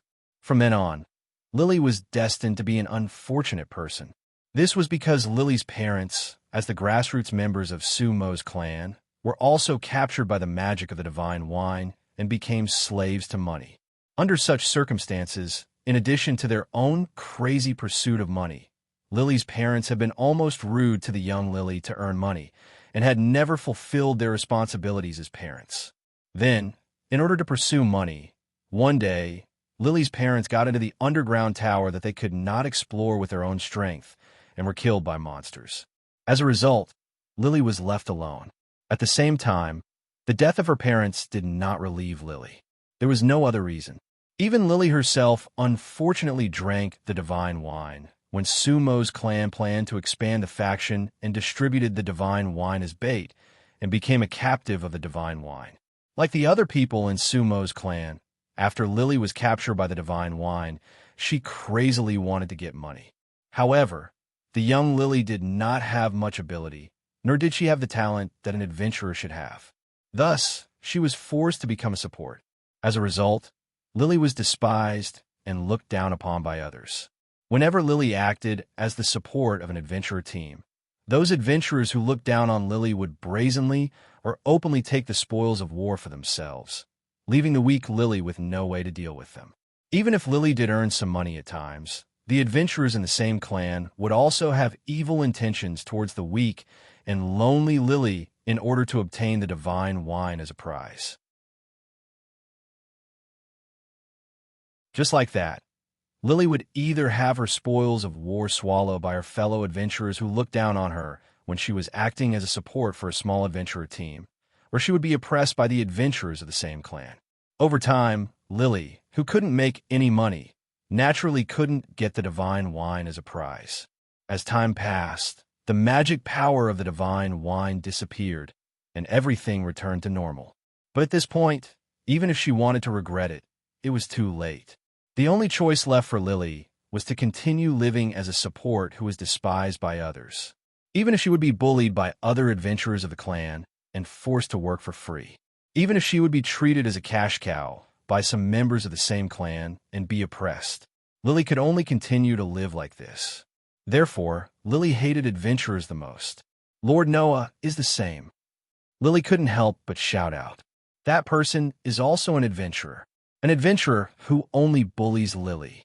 Lily ran forward with all her might without any destination. She just wanted to get away from where Noah was. Only in this way could Lily erase the complicated feelings in her heart for Noah. In fact, growing up in such an environment, although it was hard, it also made Lily not become a fool. Instead, she was quite smart. In this case, how could Lily not see that Noah lowered himself to form a team with a professional support who didn't even have the talent of an adventurer? Not only that, but he also split the profits equally. That was just a way to help Lily in disguise. It was because she understood this that Lily didn't want to believe it. She didn't want to believe that in this world, there would be an adventurer who would help others unconditionally and help a person who didn't hesitate to steal and rob. Of course, Noah had already said at the beginning that he only intended to give Lily a chance because Lily was a person with a story. If Lily didn't seize this opportunity, then Noah wouldn't continue to meddle in other people's business. It sounds so nice, but in the end, isn't it just sympathy for Lily? Lily ran forward and got angry. Lily doesn't need the adventurer's sympathy. Holding such negative emotions that were close to a dead end, Lily kept drilling into the depths of the empty alley. Just as Lily came to a corner, a foot stretched out from the side corner and blocked Lily's way. Lily, who didn't notice this, was directly tripped by that foot. She didn't even have time to react before the ground began to enlarge in front of her eyes. Bang! With a muffled sound, Lily could only tilt her body at the last moment, letting her shoulder hit the ground to lessen the impact on her body. However, it was inevitable that a burst of pain came from her shoulder, causing Lily to groan in pain. The sudden development made Lily a little unable to react, until a voice full of anger sounded. "You actually ran away." Giving up a chance to make a lot of money and running away? Along with such an angry voice, a few figures walked out from the side alley. The leader was an orc. It was a very strong orc whose face was filled with ruthlessness. Seeing this orc, Lily's face turned pale. If Noah was here, he would definitely notice. These adventurers led by the orc were all people who were hiding in the bushes yesterday. And only Lily knew. These people were none other than a portion of the adventurers who had been squeezing him dry despite sharing the same clan as himself. "Hey, Eddie." With a tone full of anger, the orc squatted down and laughed angrily. "I should have told you the day before yesterday. Since you can earn so much money by following that tyrant, then you should just keep following him. Think of ways to follow him and stick to him. That way, you'll be able to make a fortune, right?" After saying that, the orc's expression became irritable. "But, Eddie, you didn't listen. Not only did you suddenly run away yesterday, but you also deliberately came so late today to make that tyrant give up on you. Now you ran away again. Didn't you just give up such a good opportunity?" Not only the orc, but also the adventurers who followed the orc stared at Lily angrily. However, this anger could be regarded as malice. After all, even if Lily continued to follow Noah and made a lot of money, in the end, the money would fall into the hands of these guys. Because of this, these guys were furious that Lily ran away from Noah. The day before yesterday, Lily and Noah came back from the underground city. After getting a good harvest, these guys who had been oppressing Lily found Lily's opportunity. As a result, the dividends that Lily got from Noah were all snatched away by these guys, and these guys also forced Lily to follow Noah and continue to make a lot of money. The next day, Lily became so abnormal in front of Noah. Yesterday, Lily said that there was a gathering in the clan and that she needed to ask for leave, but it was a lie. Today, Lily deliberately came late so that Noah would give up on her.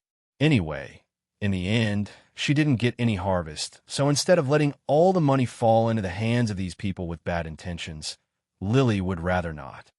It seems that if I don't teach you a lesson, you really think that we won't do anything to you. The orc seemed to be angry that Lily ran away from Noah. He raised a hand, clenched it into a fist, and fiercely swung it at Lily's face. Lily was shocked and could only raise her hand to block in front of her body. Bang!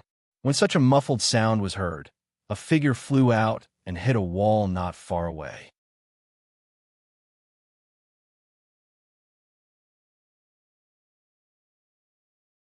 Chapter 924. Bang!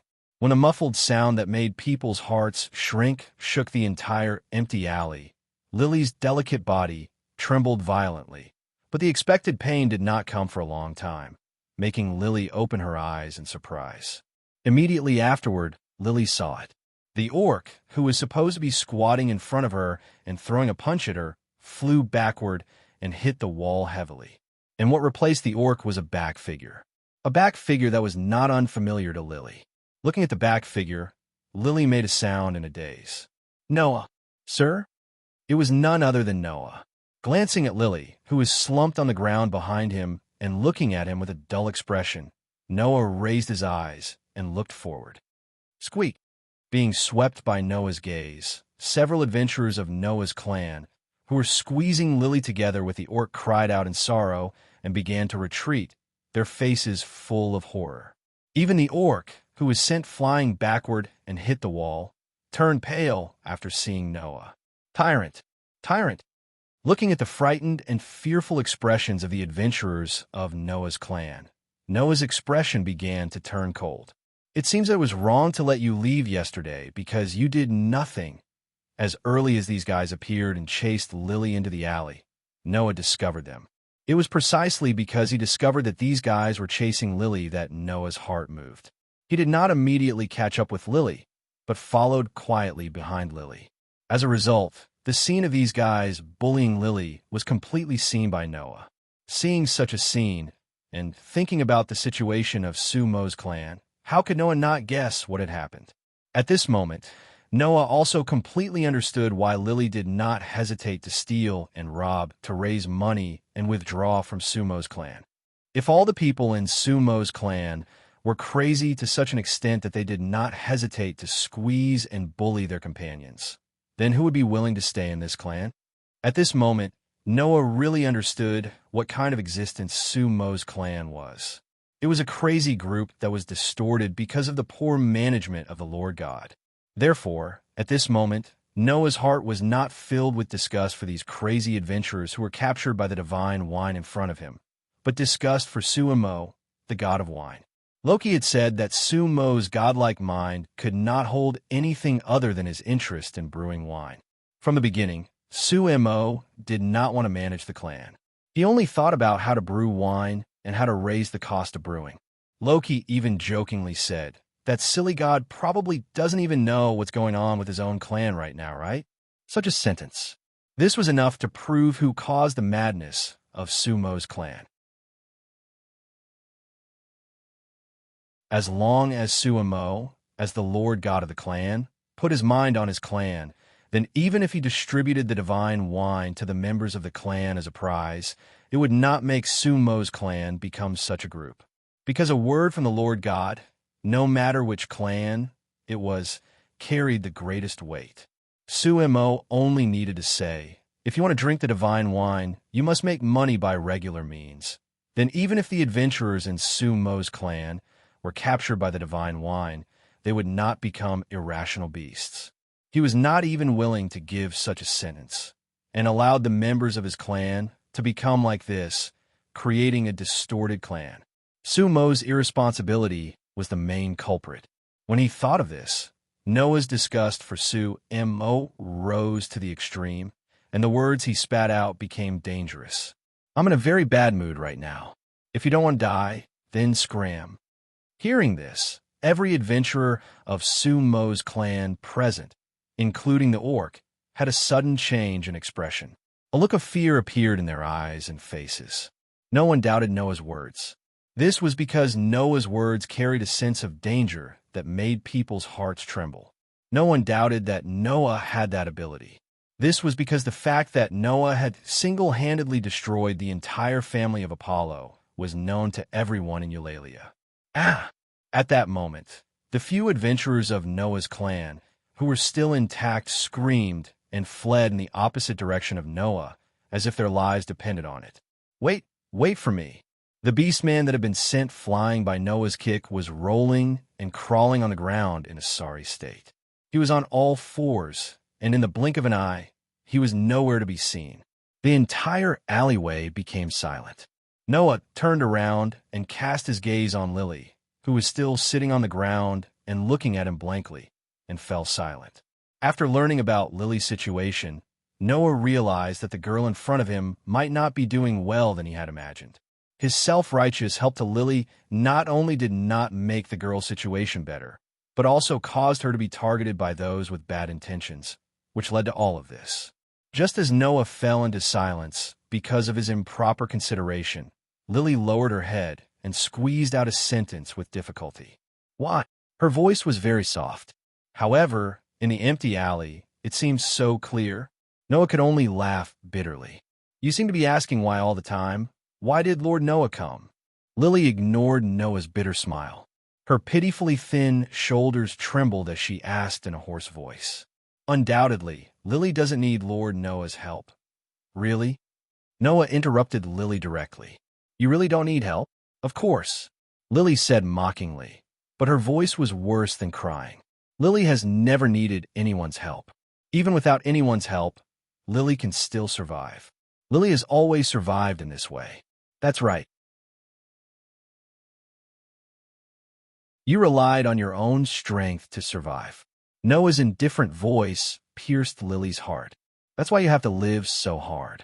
Lily opened her mouth as if she wanted to refute, but she couldn't even squeeze out a word. She could only sit there paralyzed. She raised her head and looked at the dusky sky. Her eyes were unusually empty. As expected, it's better for Lily to die. Why? Do you really want to die? Noah's gaze towards Lily became calm. I won't stop you, if that's really your wish. After saying that, Noah raised his feet, brushed past Lily's side, and walked behind Lily. But before that, tell me, where's the base camp of Sumo's clan? Base camp. Lily's empty eyes were filled with some color. She turned her head and looked at Noah, standing behind her. What do you want to do? Nothing. Noah looked into the distance, as if he could see something, and sneered. I just want to see how stupid the god of fools that Loki talked about is. In a corner of Eulalia, there was a tower-like building. The building was somewhat similar to the structure of the Sword Mountain-like base camp of Loki's clan. However, in terms of scale, it was far less magnificent than Loki's clan, but it was still quite large. Under Lily's lead, Noah came to the gate of the building, raised his head, looked at the top of the building, and spoke without looking back. Is this the place? Yes.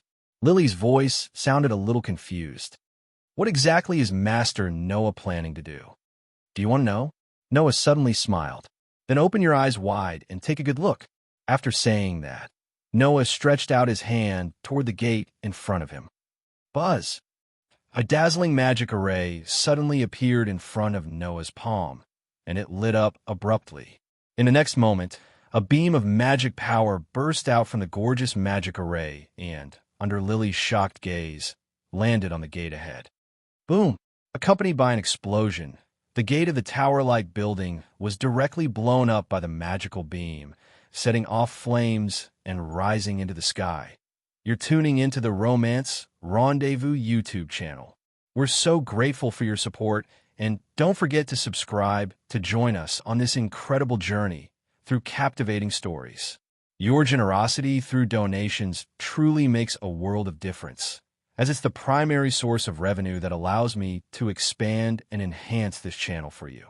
Thank you from the bottom of my heart for being a part of this adventure.